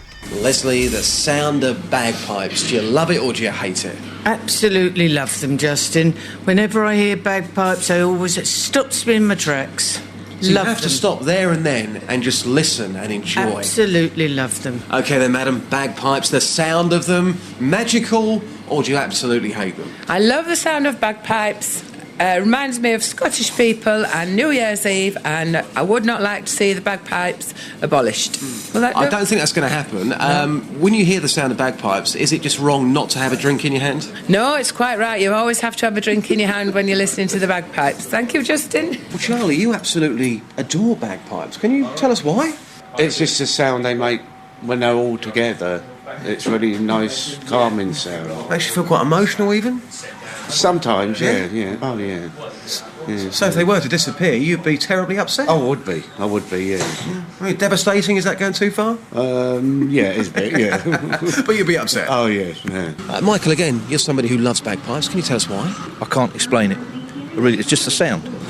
Just a stirring sound when you hear it. It makes you feel good. Yeah, it makes me feel good. I quite like it. There's a guy in Bedford that often does busking with one. Like that, I'll stand and watch him for 5-6 minutes, shove a bit of money in his cap. So is that good? He's good. He's good. He's very good. Justin, earlier on in the show, you did a shout-out to a piper. Have you had any luck? Well, around an hour ago, we were hopefully trying to get in contact with a man called Stephen Guthrie, who's from Milton Keynes. He's a bagpipe player. We wanted somebody before 9 to play the bagpipes live on air. I believe that Stephen Guthrie from Milton Keynes is on the line right now, so I've been told. Stephen, are you there? Yes, I am. Sing hosannas! We've got a piper on the show. Stephen, listen, we haven't got much time, but we've been celebrating the magic of the bagpipes today. Justin and I both think it's a wonderful, evocative instrument. It's an odd one to play. How did you first get into it? Started learning at school. Well, did you enjoy it as a young person, playing it? I did. I did give up a couple of times as a sort of stroppy teenager, but seemed to always end up going back. And for you, what's so special about the pipes? I don't know, it's just an instrument I enjoy playing. I've played it for a long time and gets you out and about, gets you meeting some new people and going places you normally wouldn't go. Stephen, are your pipes there? Can you give us a little jig? Unfortunately, I can't. I'm at work at Milton Keynes. My bagpipes are 12 miles away at home, but I'm afraid it's not the sort of thing you take to work with you every day. You should do. You never know when you might be called for some emergency piping, for goodness sakes. I'll bear that in mind for the future. You should do. Okay, well, you can't play any. You can't play, but you're a member of the MK Pipe Band, is that correct? That's correct. Well, yes. Tell us a little bit about them. It's practiced twice a week at Bletchley Park. They've been around for about 20, 25 years, 15 pipers, 7 drummers, and they're competing this year for the first time in a while. And if you've got a website, if people want to have a little look at what you do and maybe get you to come and play at their venue, what's happening? Where can they look? The Pipe Band website is www.mkpb.net. OK, Stephen, well, listen, thank you so much for coming on, and we will get you in one Friday morning to come in and play, if that's OK. No problem. Stephen, okay. thank you very much. Well, Justin, we didn't quite get the pipes live on the show, but Kelly Betts, my temporary producer, is waving at me frantically. Kelly, what are you trying to tell me? Well, what I'm trying to tell you is that, you know the Bedford Pipe Band? Yes. Well, you never guess what. You What? know Donald Reed from the Bedford Pipe Band, who you spoke to earlier? On the show earlier on, yes. He's going to come in on Friday with his bagpipe. You're joking! Ooh. We got some pipes! Excellent stuff, Kelly Betts. Thank you very much. Justin, I appreciate the effort you put in, despite the fact you're wearing a shirt that's way too tight for you this morning. It's okay, it's fine. And I might have a bagpipe play myself for you tomorrow morning. Leave it with me. Okay? Man, Leave it with me. You guys are the second best. Thank you so much, Justin. Thank you, Kelly. Thank you, everyone who took part in the show this morning and indulging me in my love of pipes. Right, let's get the travel news now. Sophie Tyler. Beds, hearts and bucks travel. BBC Three Counties Radio. Anti-clockwise on the M25, one lane is closed with queuing traffic and long delays, all following recovery work after an accident.